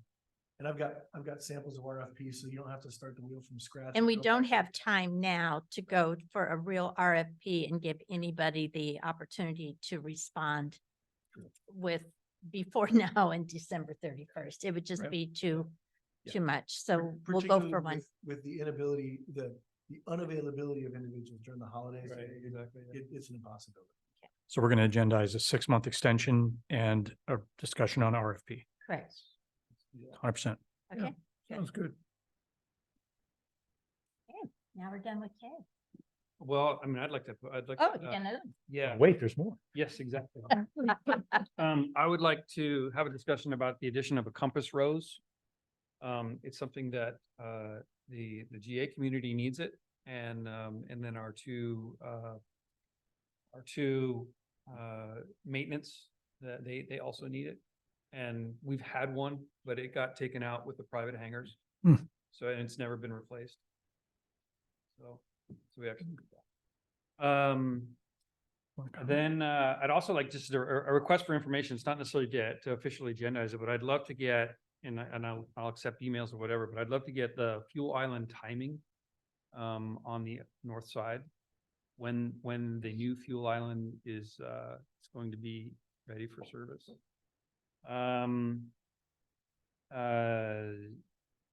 See, tie downs. We'd like to know when, where, how much. I don't think these are necessarily board discussions. In general, I think these are things. we can These are, absolutely what do. I'm You're just doing, saying a I'm report on it. requesting information. It's an RFI, exactly. And I've specifically started with, I'm not asking to have these agendized. This is a request for information. So tie downs in place, when, where, and then also to some, the maintenance crew or the maintenance guys would like to have 3 dedicated ones just for them. They need them for What maintenance people are you talking about? I'm sorry. I'm We have confused. we have on airport maintenance. Those are tenants of Monterey Fuel Company. Yeah, yeah, exactly. But we're coordinating with them, right? Monterey Fuel Company is coordinating. We're coordinating with Monterey Fuel Company Yes. because they're their tenants and they're coordinating with them. Can I just point out something here, Chris? This is why we run into some of these issues is that the airport says that's theirs and this is ours. And this is why we're not closing the loop on some of these designs. And these are important. These are important components to the function. Okay, so we are working with and we're having regular discussions with Monterey Fuel Company, correct? And we're discussing designs with them. Is that correct? That is correct. Good. That's what I'm saying. So we have an influence. And so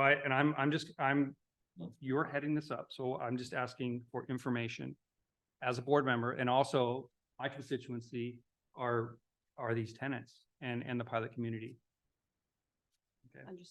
Understood. I think those are probably, and with Mike not here, it's hard. So we're just Yeah. taking the information and that would be probably a request to him directly for this information. And then he can schedule something with staff to meet with you and give you that Here's- information. I think that's probably. why don't the I- best way. Okay, but he's asking for it on a future agenda, so you all No, are he said taking it notes. wasn't. No. Future This is not, agenda. I'm not asking for future agenda. This is not agenda. I'm asking as, this is the time when we can make, I guess, But it's asks. information, and Yeah. it's information that maybe all of us should have, Okay. okay, what's going on with it, so. Yes, absolutely. I'm specifically asking, this is a request for information. A board member is asking staff for this information. Yeah, it's again, I have no problem with that. I Mhm. just And I'm think- doing it, I'm using this forum to make that request. I can go talk to Mike and say, or you specifically say, what's going on here and here and here. I want it here in the dais to ask that, to request for that information. Okay, that's fine. I think typically though, these do go in. There may be Just so you know. typical, there may be how we used to do things and like that, but I'm making this request from the dais right now. Yeah. The other one is a wash rack location. We have an existing wash rack location that's over there. I want to know whether or not that's gonna, if we're going to have one that's sanctioned. It has an oil trap in it. And then oil dumps. You know, we either change our own oil or the maintenance facility change our oil. Also too, there's oil changes that are happening also in with Del Monte too. So I just want to know where our oil dump location is going to be. This? Yes. That's it. Carl would like to make a suggestion. Well, just a thought, maybe you have an agenda item, because these are all GA related, just a GA update. And maybe covering things like, I know in the past, we've talked about instrument landing systems, improving that. We have made some improvements. Just maybe past, current, and future GA at Monterey Airport, especially since we're relocating everything over there. That would be my suggestion. One giant heading, Yes, but with individual. yeah, covering all those things and more, actually. Absolutely. I still, my request for information is still out there, but yes, I think that might be great. Let's have an agenda item where we can actually talk specifics about GA. Any That's it. other future item? No, ma'am. Future item? Not a future item, but I believe Mike was going to introduce Whitney to us. Do we have time for that? Yes. Well, I can do that for you. Whitney. Please, maybe you could step in, Chris. Sure. Whitney is the other deputy executive director. So in the budget for this fiscal year, you approved the 2 deputy executive directors. My role was being bifurcated, and Whitney is taking over all the operations and maintenance side of what I was doing before. And I'm moving over. I noticed a smile on your face lately. And I'm moving into the marketing, more of the PR marketing and planning together as one role. So Whitney came to us Whitney Robert.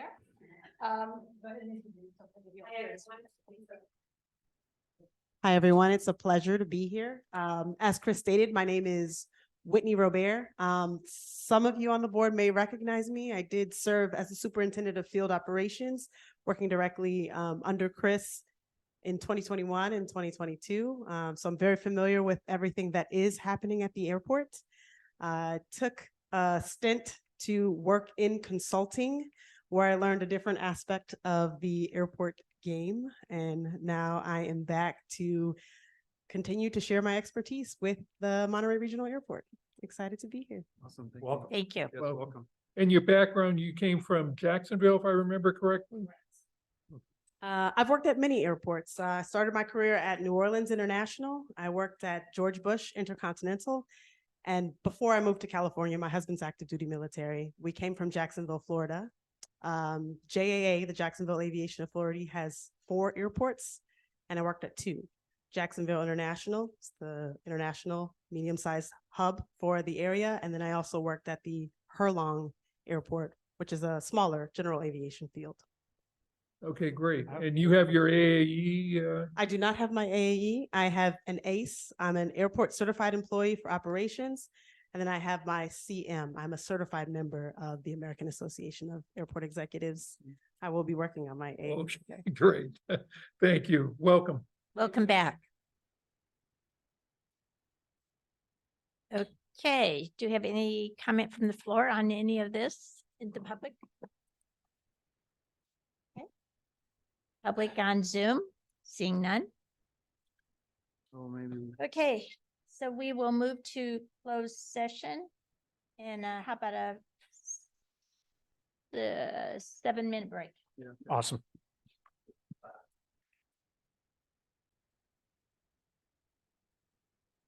Thank you. The Monterey Peninsula Airport District Board of Directors is out of closed session, and we have no items to report. No decisions were made, no items to report, no reportable actions. So with that, I would ask for a motion to adjourn. All in favor? Aye. Thank you all very much.